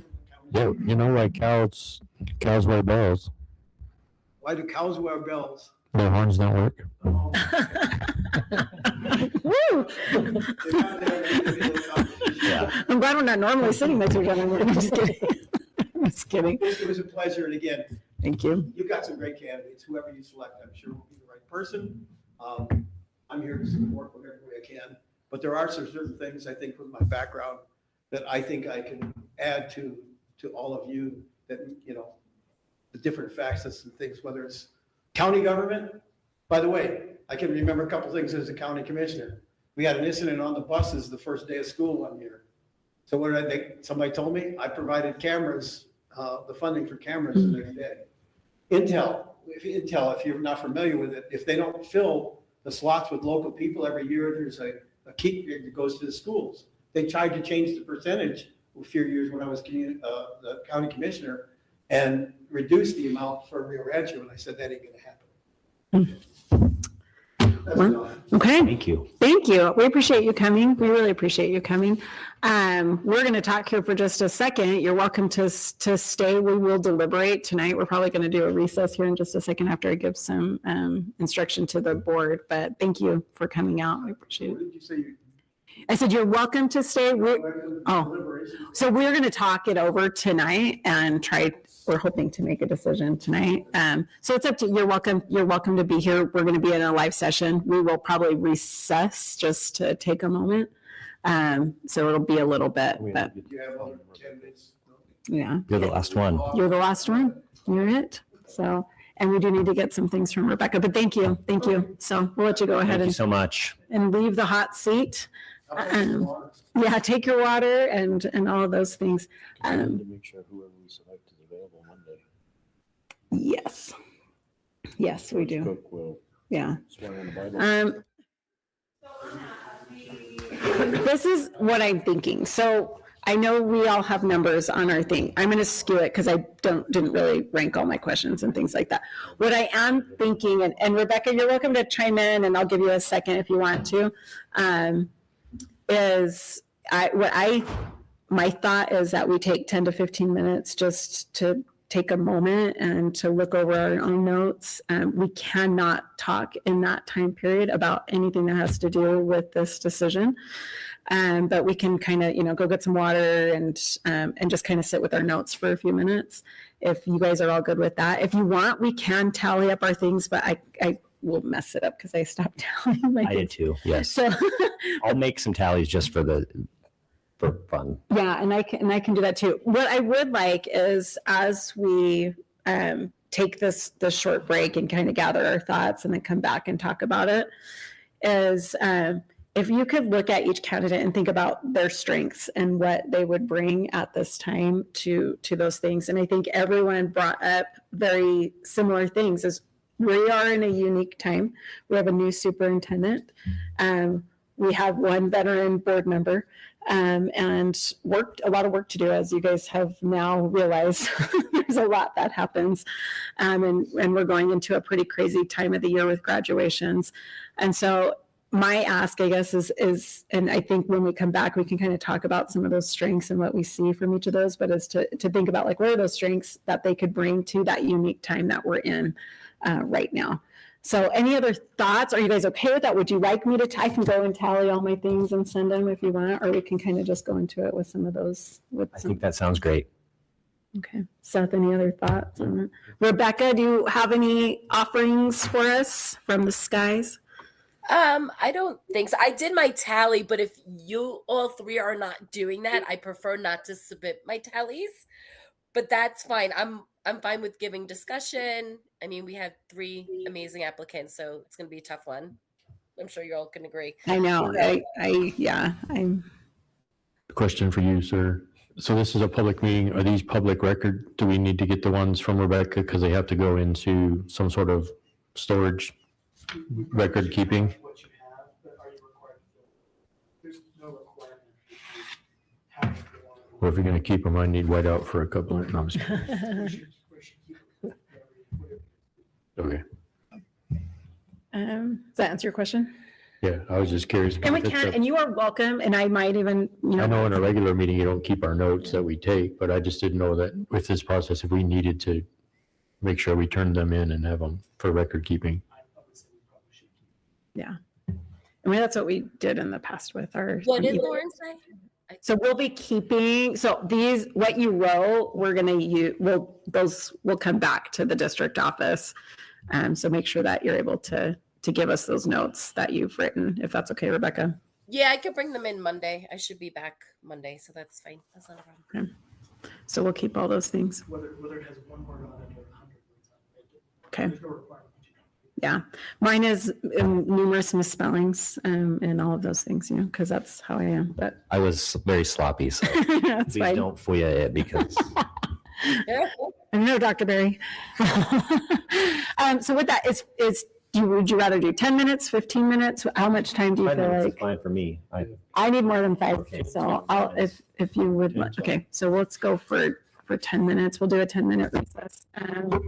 JC, you want to keep a time for that? And then once again, please remember, I have my stopwatch going, so now you're hearing beeps. Sorry, I'm just going to stop pushing the buttons.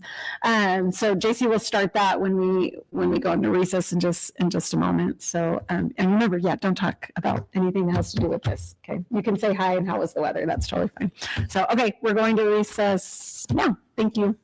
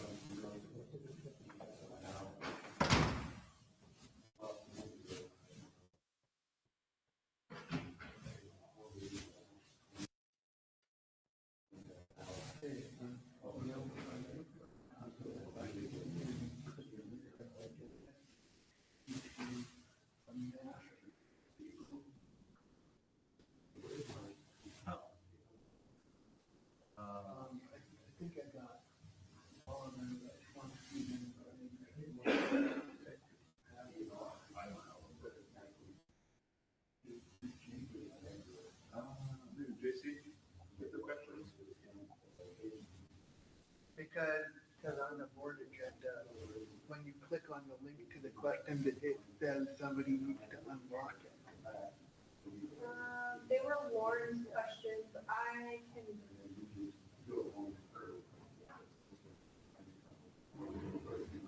There's another. There's no. If you look at yesterday's board meeting.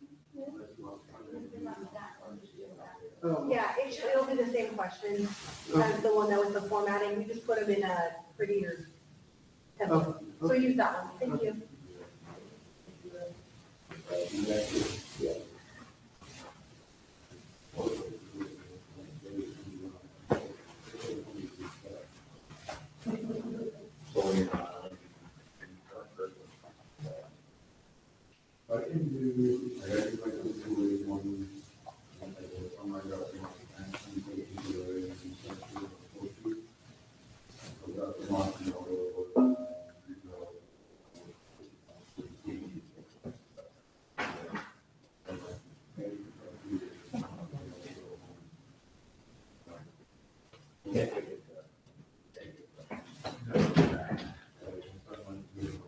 John's gonna put a file folder and a picture folder for now.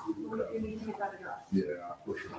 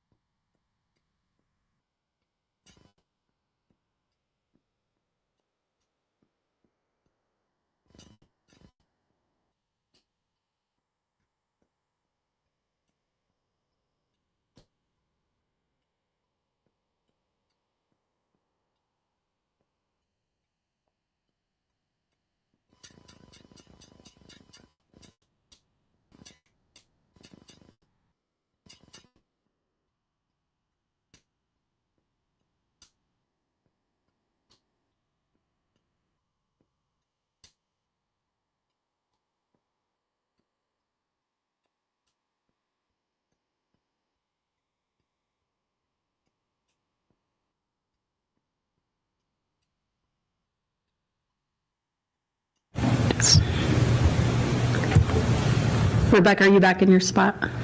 I'm here. I'm just waiting on John's. Yeah, I'm good. You're still live, go ahead. Okay, we're still live. Okay, we'd like to bring our meeting back to order now. And so now we're on item number 2 of our business to deliberate on applicants for appointment. And I don't have a specific way to go through this other than, like I was saying, I wanted to kind of look at the strengths of each of those and kind of think of where the district is with where we are. Does everyone already have someone like in mind? You guys seemed pretty comfortable with where you were. I'll just say a few things. Every single candidate I had excitement about having a potential to work with them. And I'll just offer, I was worried about, and sometimes you can't tell this, while that's the prerogative of voters to bring on someone who has, I'll just say, a chip on their shoulder, I didn't want to willfully bring anybody on with that. And there was no indication by anyone, and maybe they're just stealthy about it, that they were someone who come in ready to, throw bombs or anything like that. So I appreciate everybody's, I think every single person had a strong opportunity. And I'll be frank, I thought this was going to be first and last place might be within a hairs of each other. So I think everyone had great things to offer. So, but unfortunately I have to pick one. So that's what I wanted. Yeah. Well, and I have to agree with you. I think every single candidate that I saw, I thought they were all great, so all 3 were great. I am also with you. I get very concerned of someone coming in with a very specific agenda because it's not very cohesive to what's happening on a board, right? We need to be working with a lot of different things. And a lot of times people come in and think they're going to work on that one thing. They don't even understand the laws or anything behind it. And so I didn't see that. And so that's something that I'm always very cautious of as well. But I saw just really strong people, all 3 that we spoke with. I can give everyone just an opportunity to speak for a moment, and then we can go into it further. But Seth, do you want to say anything? No, I agree. I think that's part of the concern is they didn't want to go through the process to be on the ballot or elected and have to try and publicly defend themselves. And then now this is a way to sneak in and become on the board. But and then if they enjoy it, like then you run again, then next November, the 27 is when those districts are up, and then 2 of them are up, and then it is up to the voters. And so I think, and that's part of I was a little disappointed. There was no public comment whatsoever. I know we had been pushing, like we wanted the public to, but I know I had been told by a good buddy of mine that, part of it for Rio Rancho, there's nobody here. And sometimes you get just concerned that there's nobody in the board meeting, there's no public comment. But I think that's a testament to the board and to the district itself that we're doing it right. It's not like other districts where people show up and they feel like they have to do 45 minutes of public comment because all the parents are ticked off and they want to complain about what's going on and their students are being treated poorly. Here we don't have that issue, and I think that if they are public meetings and they have the opportunity to do it, we give them that opportunity, and they just choose not to because they agree with what we're doing. And it's not just us, right? We're just a very minor, like the little rivet that holds the spokes. The spokes are the district staff and the teachers, and that make it all work. And we just hold it all together and hopefully give them the funding and whatever they need to, the materials that they need to be able to continue forward. Yeah. Thank you. And Rebecca, did you want to give any initial comments? No, I agree with all 3 of you. We have 3 amazing applicants that we narrowed it down to.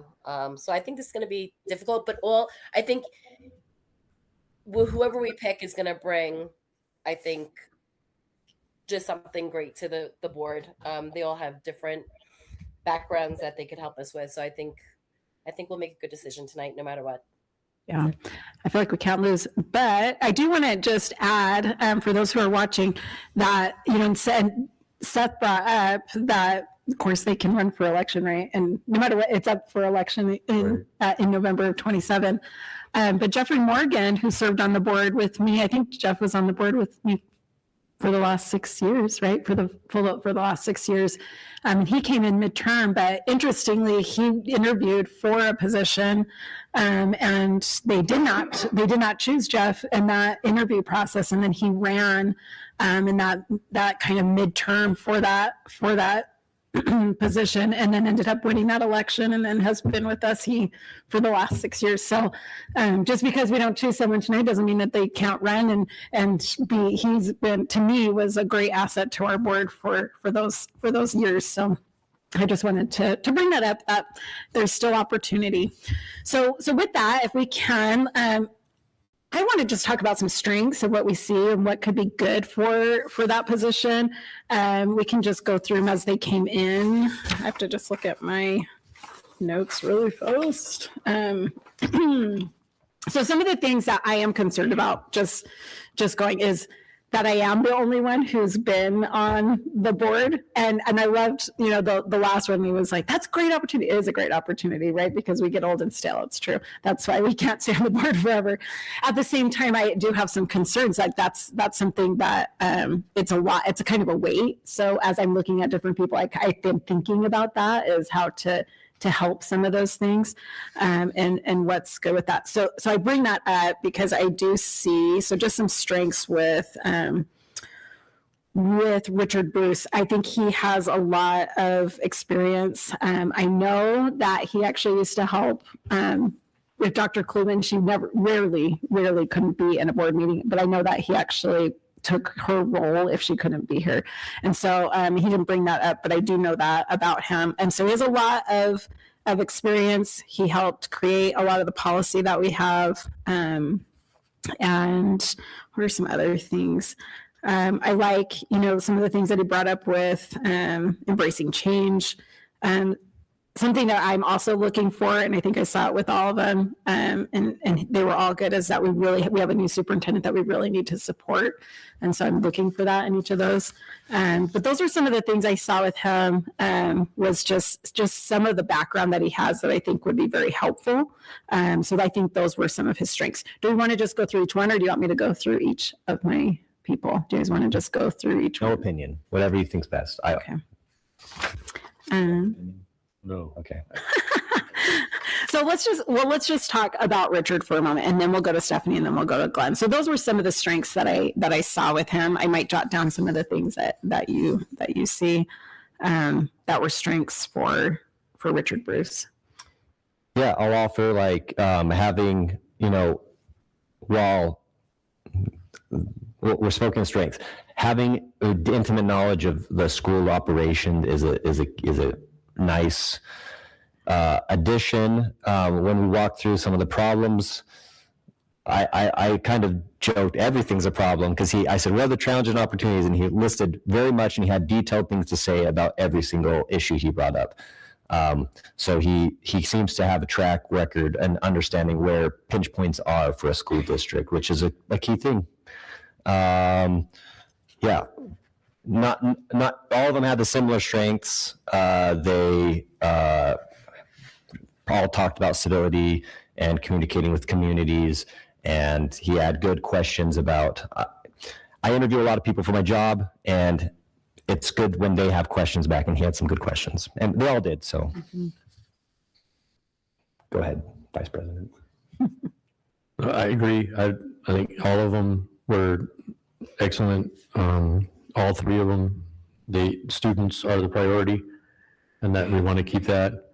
I do agree that the background that that candidate brings is his knowledge of the schools, the foundation of it all, and understanding though also that even though we have the legacy that everything's new and we need to embrace that change and the opportunities that can come about by embracing that change. And one of the things he said that, even though he helped out with in a church with a chair, and then I'd like to help work out, and then being there from the ground up, but then seeing the bigger picture that things are going to change. They have to change.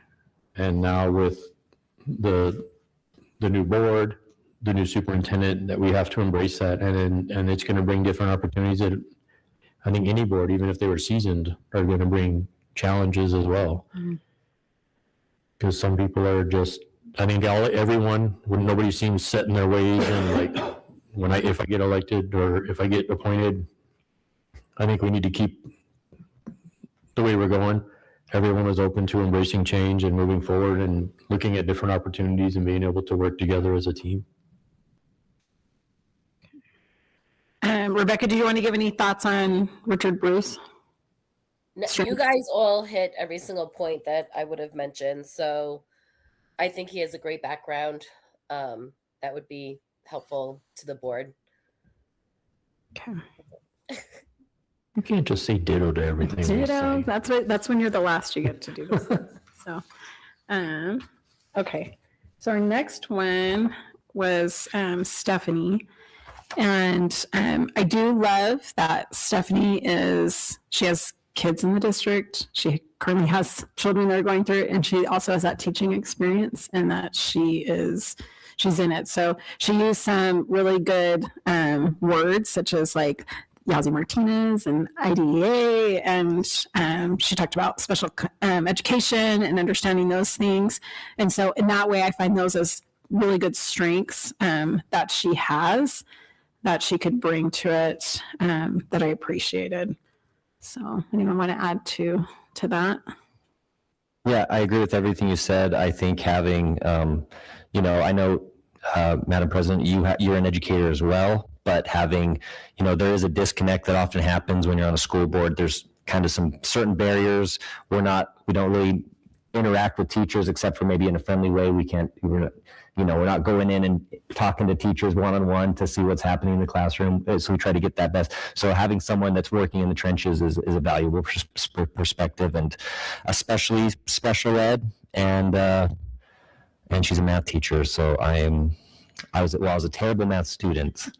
It's my professional interest. So Me as well. You want to give any thoughts on that? 1 and 1 is 11. No, I agree.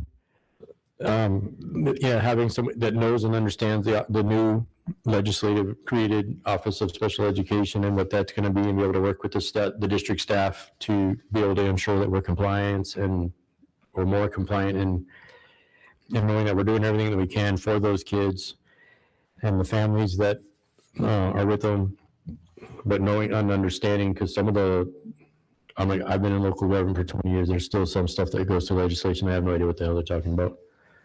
Like, that's just the way it is, right? But having somebody that knows that, understands it. Same with Glenn, being former up there at the state level working with it. But I think overall, and then having kids in the district to be able to understand and bring that perspective to, like I did 10 years ago, this is how they were doing it at schools, and having that like kind of finger on the pulse of what's happening in the schools today, every day. And well, you have kids in there. yeah, don't forget my little kids. Just kidding. Yeah. Oh. Okay. I'm going to Rebecca, you want to give any thoughts? I'm just gonna say ditto because no one wants to hear my garbled, starchy voice anyway. But I love Stephanie's background. I love her education. I love the everything that she's done so far. And coming from the East Coast, I do enjoy that too. That she taught over in Pennsylvania. So I think this is going to be a really hard decision. That's all I know. But I do have someone. But I thought she was great. She'd be an asset too. So that's it. Okay, good stuff. So I do want to go through Glenn Walters, and then we can just kind of start talking a little bit more. But strengths that I see that he brings is he knows a lot of kind of the political part that's going on, and he talked about some of those very specifically and understand some of those. So sometimes like we have to go up to Santa Fe for some things, and it's always helpful to have board members who know people to help us. I have gotten to know people in the last 6 years, but he's pretty strong in that from what I understood. So he has a lot of energy, definitely with those things, very well-spoken, and brought up some good things. So those were some things that I thought that were great strengths for him. If anyone wants to add to that one. Should we let Rebecca at least give a chance to? Rebecca, do you want to give some strengths on that one? Oh, I didn't go last. Thank you. I appreciate it. So I actually really liked his background. Like you said, the legislative stuff, he knew a lot about. He just had a wide variety. I like that he was doing up-to-date information. Like he mentioned Dr. Dodd and his 100-day plan. And just a lot of things that are currently going on within the district. So he, like you said, he reads everything. So like I said, this is going to be a tough decision, but I think he would be, like I said, all three would be an asset. So I guess we'll have to figure that out. Okay, thank you. So I'm going backwards now. I'm just going to go with Seth and then. I agree. I mean, yeah, and being current with it, I mean, it's been a while since he was commissioner. I think he turned out in 2018 or 2019, around there. And 5-6 years later, still being able to current with the legislators that are there. I know some of them have been there for a long time, some of them too long, some not long enough, right? So it's been having that finger on the pulse for, and the way it works up there, I'm sure Lauren and I forget that guy's name that was here that one day that did the report out, but like you have to be able to have your New Mexico politics are just crazy. And it's 99% who you know in New Mexico. I don't know, ever heard of the 6 degrees of Kevin Bacon? At least 6 people, right? And then I know Jerry Shallow's always joking around the chamber that it's 2 degrees of Jose in New Mexico. Like there's only one other person that if you don't know somebody, you know somebody that knows that person. So it's very well, it's for a large state, 5th largest state area-wise, it is a very tight community, and everyone knows everyone from Raton to Las Cruces, Clovis to Grants, Pytown. So I think, yeah, he brings a lot of, I think they all, that's very, I agree with Rebecca. This is going to be, I might just close my eyes and point, and that's my winner, because put their name in a hat and draw them out. I mean, I think it sucks because 2 people aren't going to, but they can run. It's hard to, I mean, they're all getting paid the same no matter what. If you get the job or don't get the job, you still get the same paycheck. But like, I think either way, I mean, even if we did that and like put everybody's name in a hat and drew it out, like we're not gonna lose with these 3 candidates. I think we've been very lucky that and I apologize to Dr. Berry for teasing him initially, because he was like, if we get 12 candidates, and I was like, we'll be lucky if we get 2. We got 9. One was a little late, but I think that shows the community is involved and wants to be involved. So. Okay, thank you. Michael? I'll just offer everything. I agree. You know, while I think many of us would like to maybe, if you had more time, be more involved with like the legislative process, but we're all having full-time jobs, and to execute that is really hard. And I'm not saying that Mr. Walters has unlimited time either, but being already abreast of all those things is an asset. I really liked his comments about systematic processes in place. That's having good processes eliminates a lot of problems, and be dynamic with it. And then he referenced the 100-day plan numerous times. I am always a sucker for someone who does their homework ahead of time, and showing that he's read what's going on and what Dr. Dodd is thinking about, I think is a key thing. So. Okay. All right, who's going to help me move this along then to our next part? So I think that as we kind of talk about where, I think maybe some of you do have some specific, sounds like Rebecca does. I'm still kind of struggling, honestly, with my thoughts. But is to the point, as we were doing those interviews, is that we might not all totally agree. We have to get a majority of us to and it's hard when there's 4 of us, right? But once we do make that decision, just remember that we work as a board, we uphold that for everyone. So I think that's just important. Sounds like that regardless, no one will be unhappy. No, with one. I agree. Yeah, you're right though. Okay, so who would like to get us started on whittling this down for us? Already volunteered that she had a pick, so let's let her start. So am I I'm motioning? You do not have to motion. You can just, unless you really, really want to, but it's up, I guess you could, or you could just give us your thoughts and we can discuss before we go into a motion. So that's up to you. Like who I Just say who you think, I'd say. Yeah, I would just say, you know, what you're thinking and maybe some of your reasoning for that, and not necessarily a motion just yet, unless you really want to go that way. I was gonna totally rip the Band-Aid off, like I said yesterday, but no, I Okay. like this is a tough decision, like I said, but and I could say who I'm leaning towards. Is that okay? Yeah, do it. So Do it for I'm us. leaning towards Mr. Walters only because of he was on the county commission, so he knows how to run meetings, run board meetings. He's heavily involved with, why are you making a face? Why is Seth making a face? Oh, was he? Oh, it looks like he was making a funny face. I feel like he has a really good background with running meetings and being able to help us out as a board, especially with Amanda being the only, longtime board member and us newbies being here. I don't know. I just feel that he would be a really good asset for us. But I thought the other two were amazing too. I don't know. That's it. Okay. Anyone comments, thoughts on that?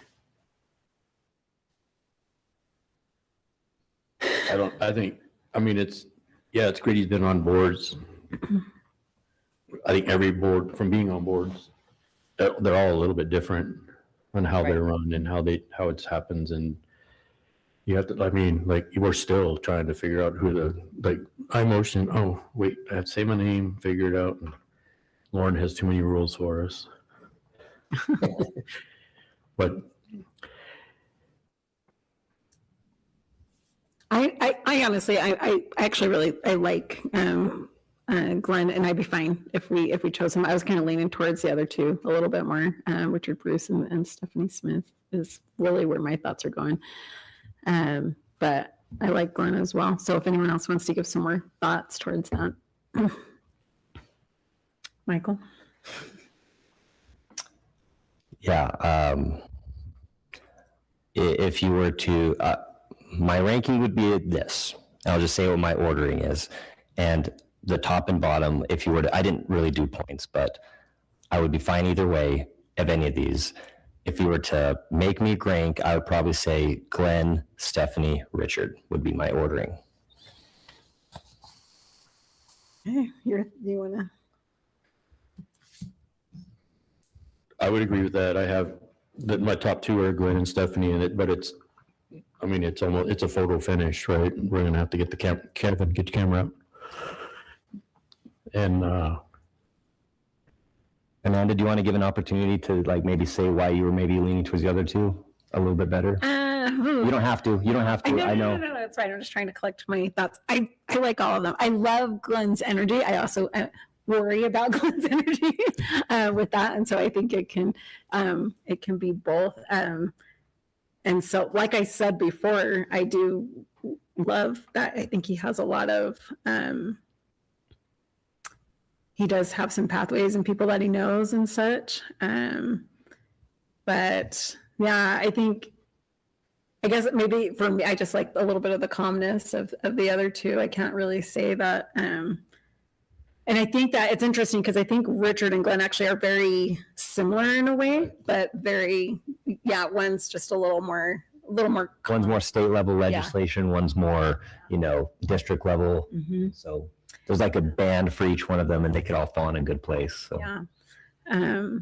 But I like I said, I like all of them. I really do like Stephanie's background. I think that's really could be helpful as we go forward. You can tell that I'm still struggling and still trying to collect my thoughts, but we have two of you who already have pretty strong opinions. Do we know if are all three available? Because whoever gets appointed tonight has to attend the meeting Monday to get sworn in. Do we know are all three candidates available? I would think they should. Because similar to today, right? If you can't make it, then well, that one, if we appoint, we can always do that. But they have to be sworn in right before the 23rd. Yeah. So we could hold something. You don't necessarily have to have a meeting session to do that. Yeah. Okay. All right. So It's kind of ceremony. Okay. I just wanted to make sure because I know if we don't, then PED is going to, and we've been told by multiple state legislators that we do not want PED to pick our board member. I won't name names, but I've had a handful of state legislators are like, you guys need to pick somebody. Don't let PED do it. What if we did like a, but not to make it more complicated, a ranked choice a little bit? Would that make everyone's ranked choice being like, if you're one, you get 5 points. If your second place gets 3, and then kind of and then the bottom person gets eliminated and then their vote gets added to. That may be too complicated. I'm just trying to give, I'm trying to, for me. yeah. Well, we got yours, so you're Glenn, Stephanie, Richard, and Rebecca. Do you have kind of a rank the way that you did it, just out of curiosity? I was gonna say the same as Michael. So Okay. Glenn, Stephanie, and then I'm like, Okay. Do you have kind of a and then rank? Richard. Sorry. I think, again, same as last night, yours and mine are the same. Stephanie, Glenn, Richard. Okay. You like Stephanie? I like I Stephanie. like everybody. I know, me too. I like them all too. Like this is Even tough. though Rebecca said I was funny looking. I mean, maybe with respect, we eliminate Richard because he's in the bottom. Okay. And we have 2 people that they're the top, but everyone, Stephanie's their second, right? At least their second. I'm trying to read it through. I think I'm we very, had Stephanie kind of first. And oh, yeah, no, at least second. I mean, oh yeah. 2 Yes. second there, and then, Okay. Okay. I would have probably ranked Richard a little higher, but there's already, he's with everyone else. It's good. So that's good. Okay. So now we're at Stephanie and Glenn, and you guys feel pretty confident on. if you wanted to have Stephanie, I would fully support that. I think it seems like it's almost neck and neck, right? To first place. Very different. Yeah. Well, okay, maybe let's say this. What do you think? Struggling, I guess. What do you think the most prescient needs are? Is it going to be that we need help with the legislature, or is the most present need that we have a more? I want to be the only PhD. Just kidding, Keslev. Just kidding, Stephanie. Everyone intimidates me. Just kidding. Do we want somebody to have more legislative experience, and that's maybe a gap in the board as it stands? I mean, we all have some experience. Or is having more in the trenches teaching experience? I mean, I know you're a teacher, Amanda, and as well as, but also having the academic training. Yes, very different teacher. Yeah. I could be convinced either way. Seth, give me some thoughts.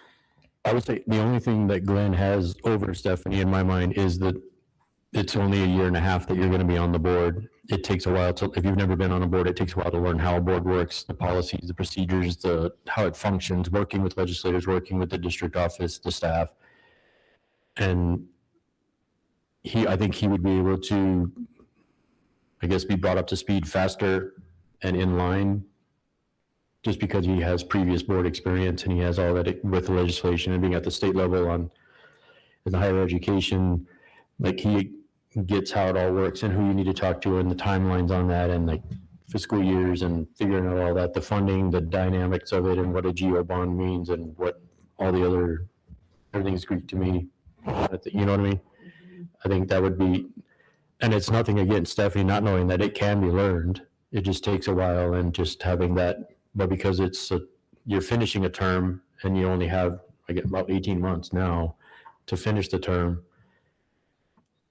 I guess I would say is being on a previous board, I would not put high premium on, because that's something that can be learned quickly. Right. It's something that, and we have people to keep us in line, and that's what Lauren's job's here. He needs a job to do. And if someone, I wouldn't necessarily say that is the salient issue that he's been on boards personally.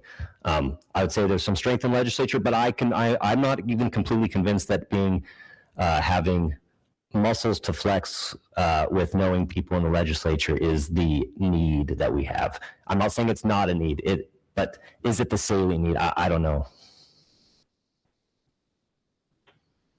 Sorry, I'm contemplating in my mind. It looks like you're glaring at me, so I'm it's good. hurting my. No, I'm just kidding. I'm just kidding. Just that, that resting face. No, I'm just really, I'm trying to decide because as I brought up in the beginning, that is something that it is important to me, right? Is to make sure that there is some, is that they are able to go quickly. And to your point, right, it can be picked up pretty quickly. Though I'll say for me, and I kind of came into it right as the president of the board, it really took me a couple of years to get things under, like to understand. So I am a little nervous about that.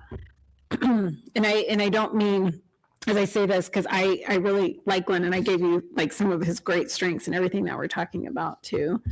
At the same time, I guess I worry about those strengths being a lot. That is my only concern is those same strengths just being, and I know he's like, I don't have an agenda coming in, but I also worry that maybe, Right. yeah, there's some of that Get energy. strong armed for it, like to put it bluntly. Yeah. Steamrolled, maybe is a better way. Yeah. And so I think I love that he's well spoken, all those, but that's I guess my concern a little bit is that going to be, and I always think too, when I'm thinking about boards, I think about too how it goes with the district staff, and we just need to make sure, and I can't tell that right off the bat, right?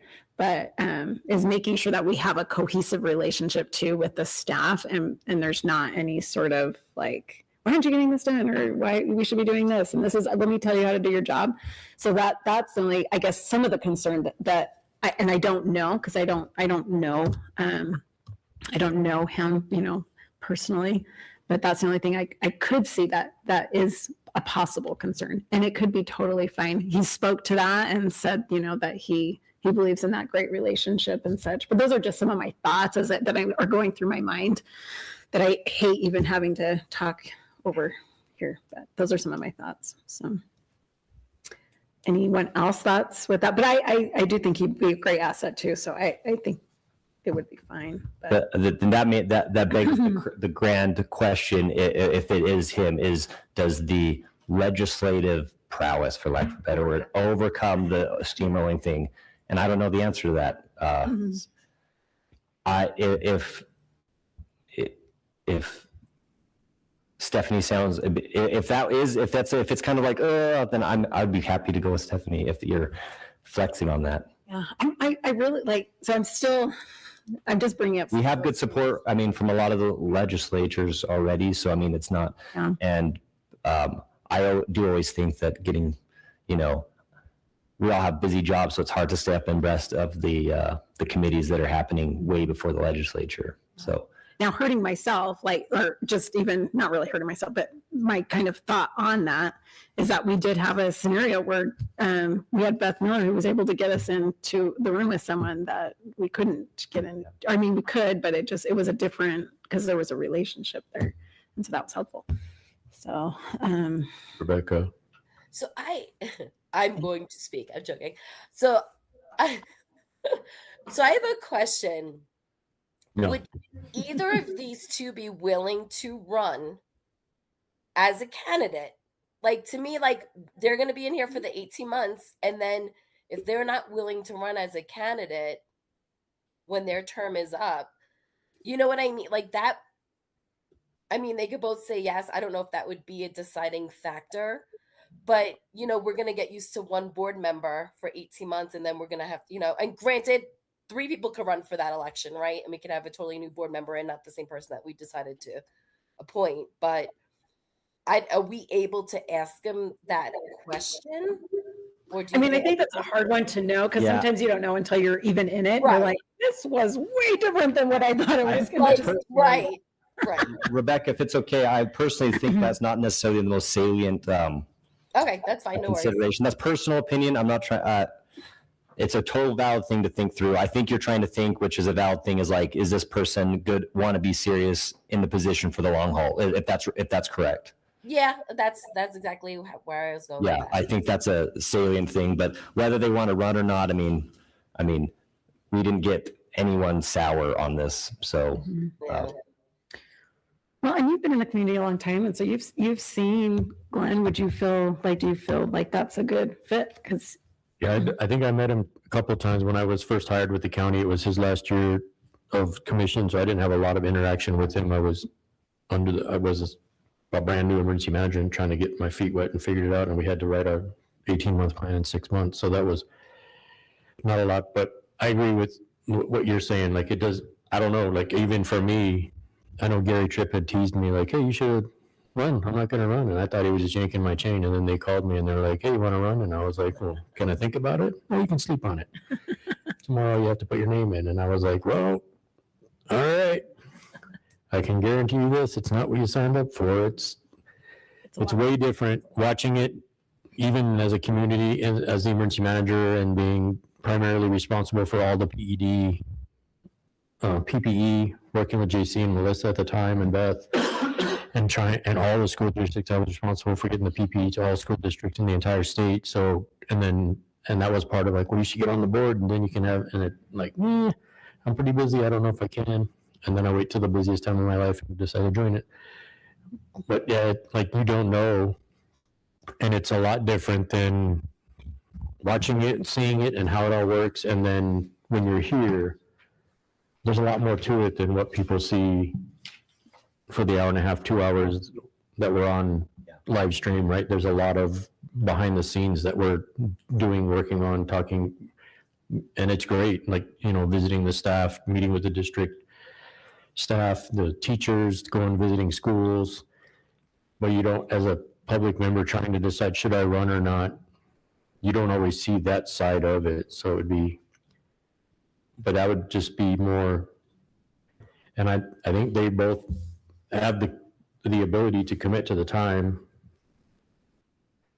for, and then you have to do trainings, attend different conferences and different things. And most of the board meeting, I think it's going to slow down. Like once graduation's over, and every year in the spring, though, it gets crazy with dinners and graduations. But I think for us, it's a little bit more unique because we came in and it was not like just, we have a new superintendent, so that change and the feeling for the school. And so like everything being new, whoever it is, I think part of our job as the board is to reassure the superintendent and the staff, not just district staff, all of the staff and the students, that we are here for them. And it's like, you have 4 brand new board members, you have a new superintendent, but we all committed to work together, work as a team, and do what we need to do for the community, despite the scariness of, I think one of them had meant, the scariness of everybody's all brand new and like, oh, what's going to happen now? Like they're going to change everything. And it's reassuring that we're not going to keep it the same, right? You want to have change. We need that change, but they are still who we work for. We serve the public and we, the staff, the students, the district office, and we're going to remain committed to them.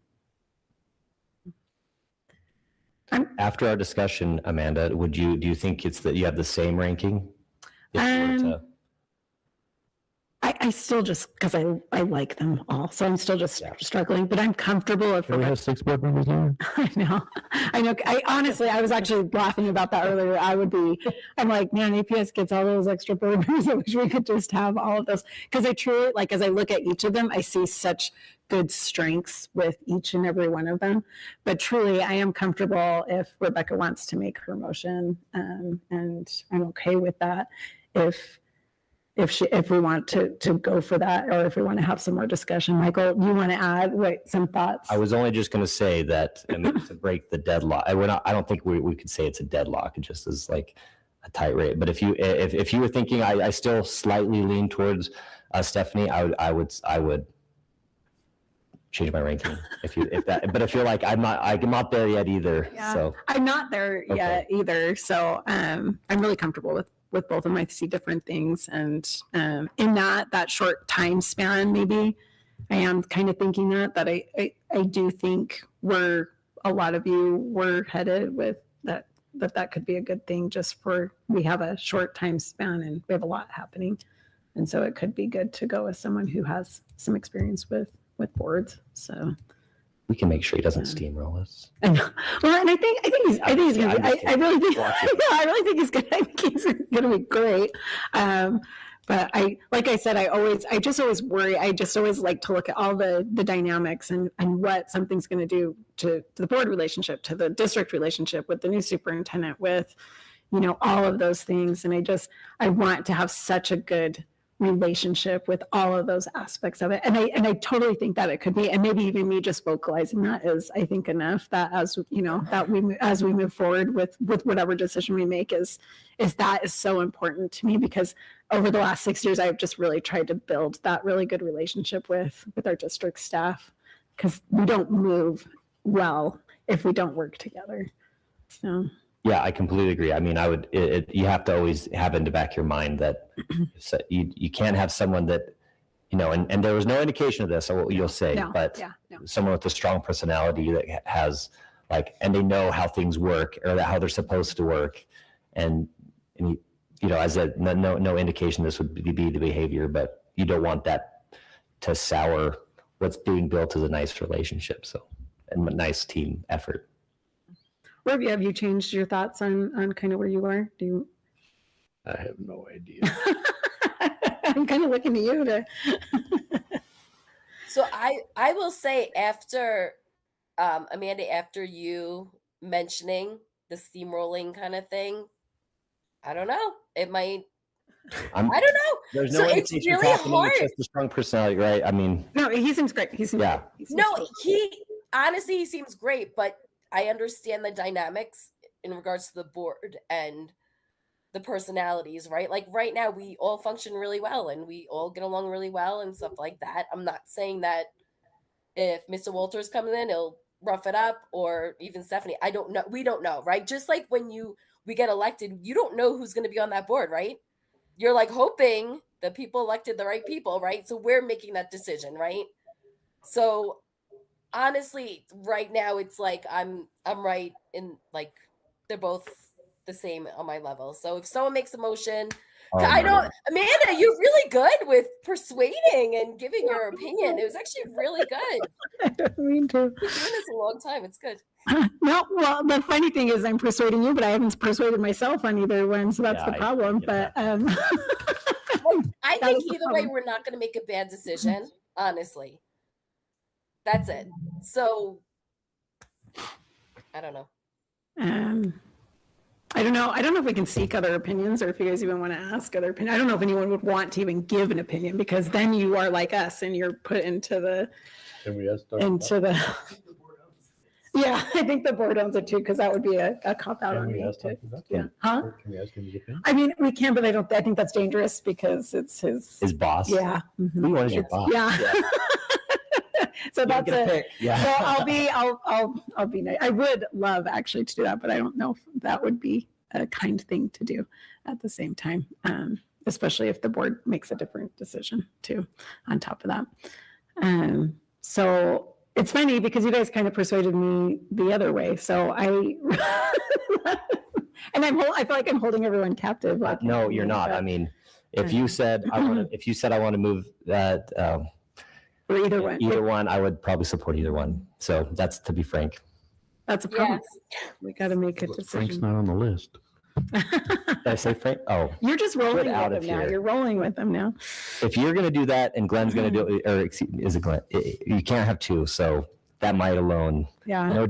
So I'm still, I guess this is where I still am, is I'm still kind of holding this, the experience with the legislative and a lot of those sort of things, and the experience with the schools and the special education. I'm just still trying to weigh those in my mind as to which one would be the most helpful. Let me muddy the water further.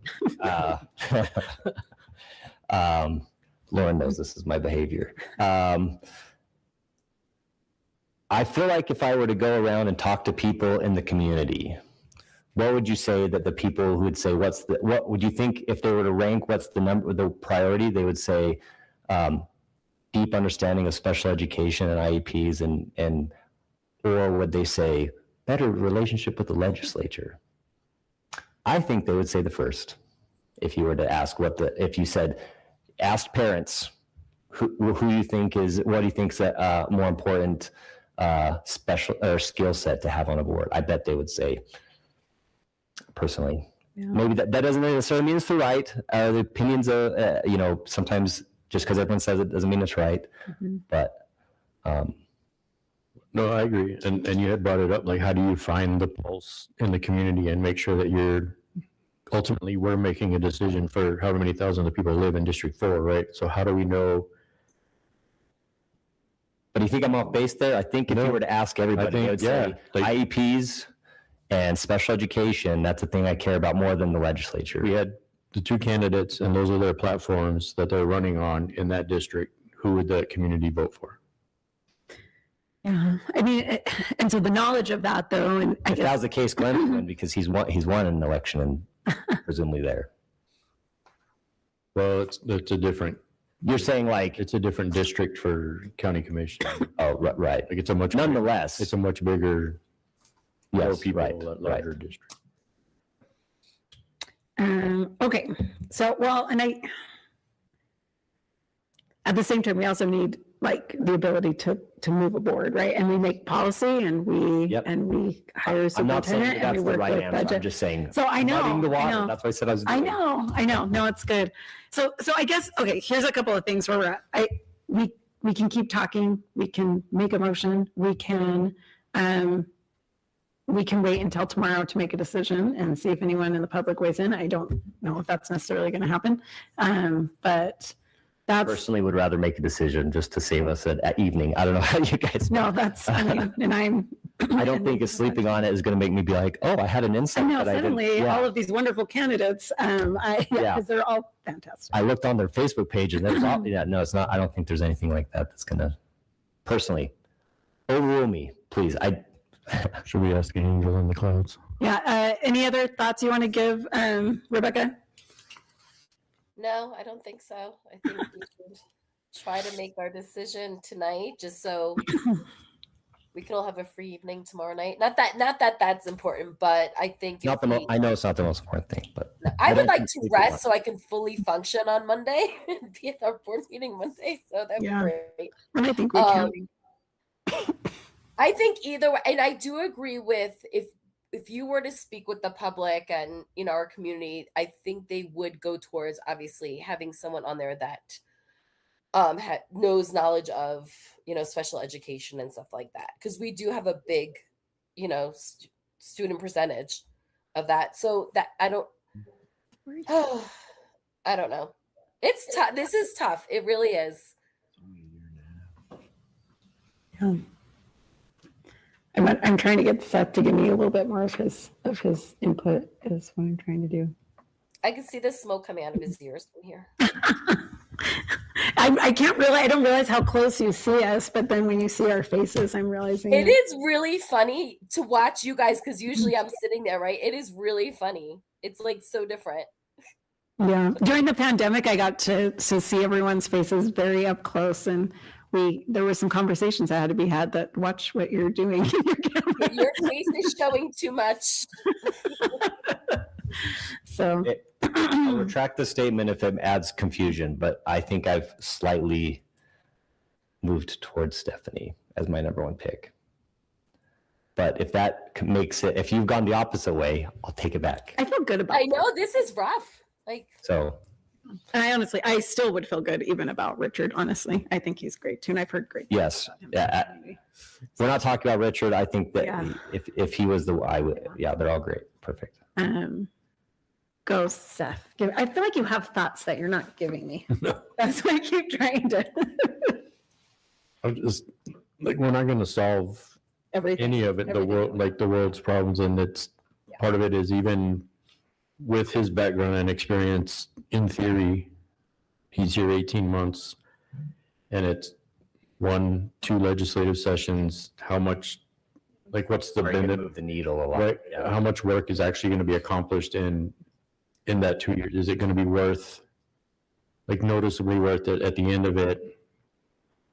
And I think, in the most part, I would assume there's quite a bit of staff watching just to and they're screaming names at us and they're just, nobody's texting or telling us like, vote Put for, it in public comment. vote for Joe, right? I know.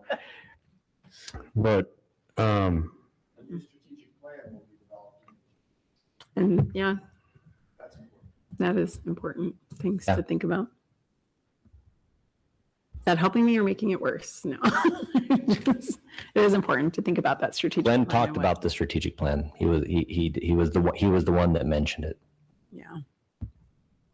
He did. And yet Stephanie Was can the- also, she has on like battleground, like, Yeah. ideas. She's in the trenches. She's in the Yeah. trenches of what can move. So. does the board develop the strategic plan or we just? So we are a part of that. It is actually supposed to be the board's strategic plan, but really it's the district puts together community and all sorts of things, and we do vote on that. Am I saying that right, Lauren? And we vote on that strategic plan. So we kind of, Iterate with it. so in a way, we own it a little bit just because we vote on it and say that that's what we think the district should be doing. But it's part of like the board's involved, the community's involved, the district staff's involved, and really they're heavily giving opinions on what those It's a things should be. collaborative effort. So very much so, yeah. Would you add anything to that, Lauren, with the strategic plan? Thank you.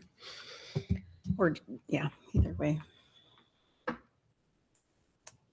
Lawyers are no help at all. Yeah, I still think I've slightly moved into, and these are like these are decimal point changes between top and bottom, but I think I'd move slightly to Stephanie in that regard. I will make a motion that we appoint Stephanie to the board. Board Member Barry, second.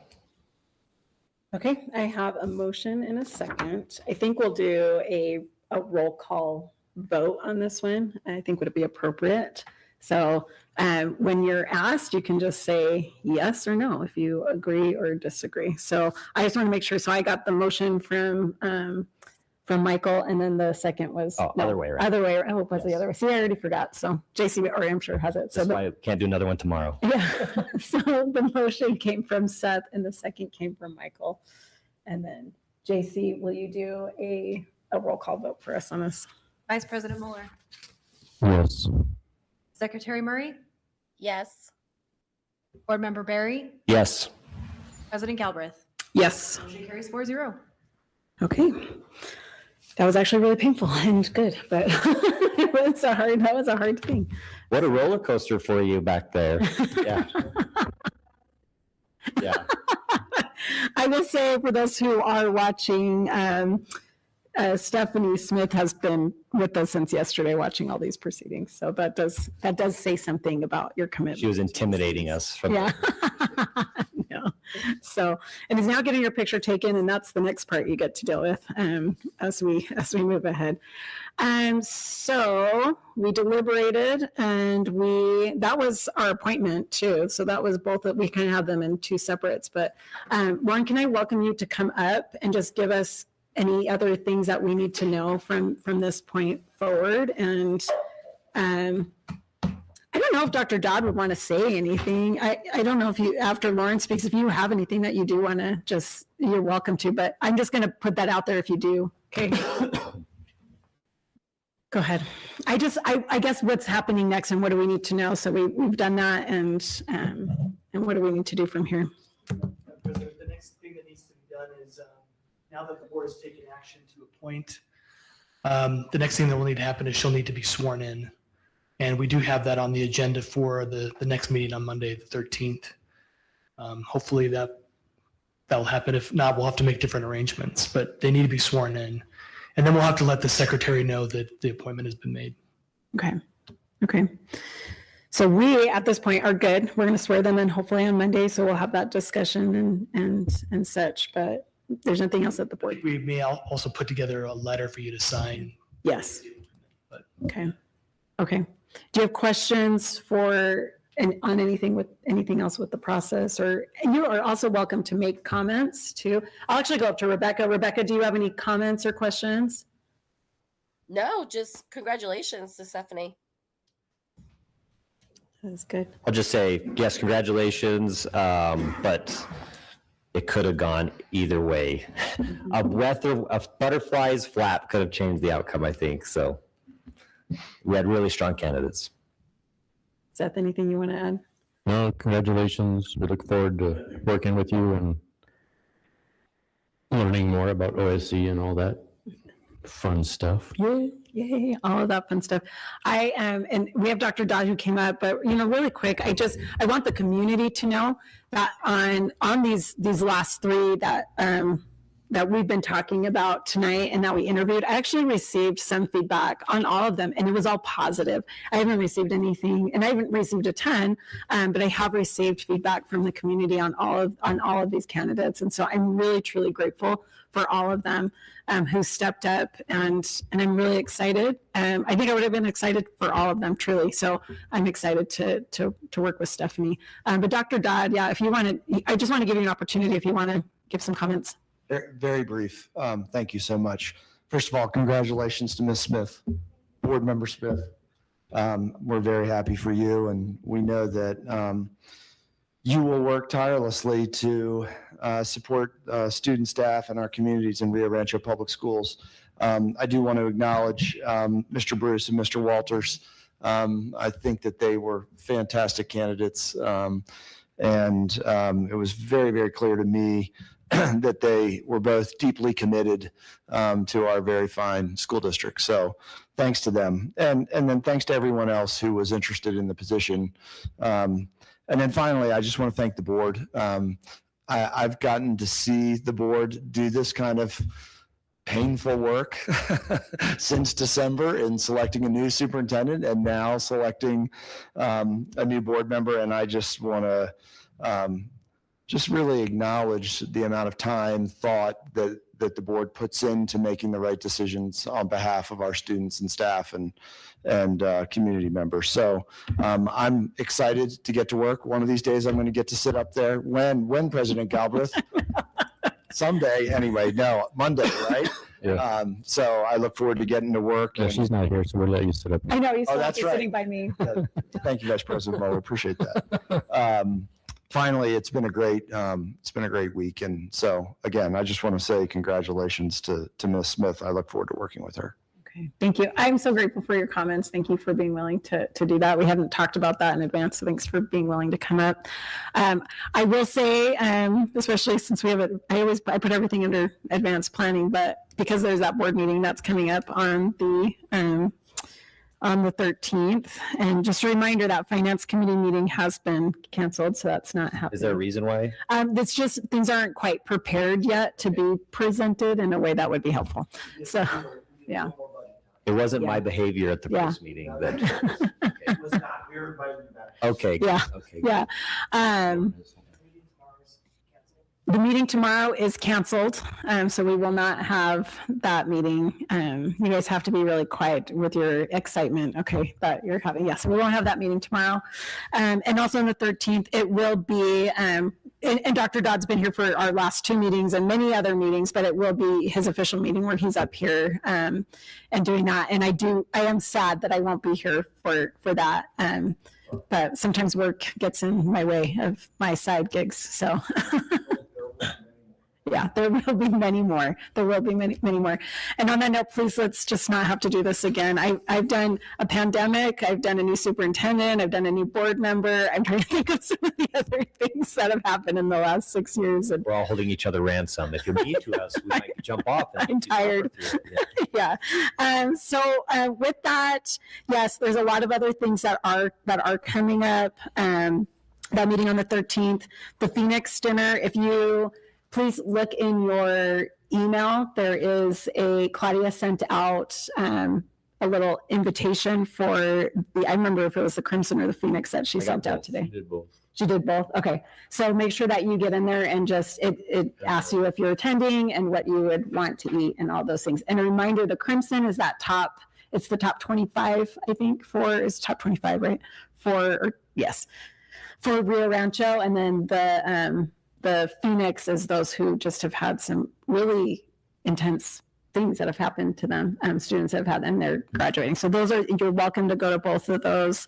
And we also have an employee dinner that's going to be coming up. I think that's in May. Is that right, JC? Yeah. So just kind of keep all those things on your docket of all the things that are coming up. If you can't make it to every single thing, it's okay, but it's always nice to have as many as we can have go to those things, okay? And then you will also should be receiving an email from Mia, one of our board lawyers, with some other information too. So please just keep that in your mind. And with that, any other questions, any other things that we need to say before I say the word? No, ma'am. Okay. Our meeting's adjourned for tonight. Thank you.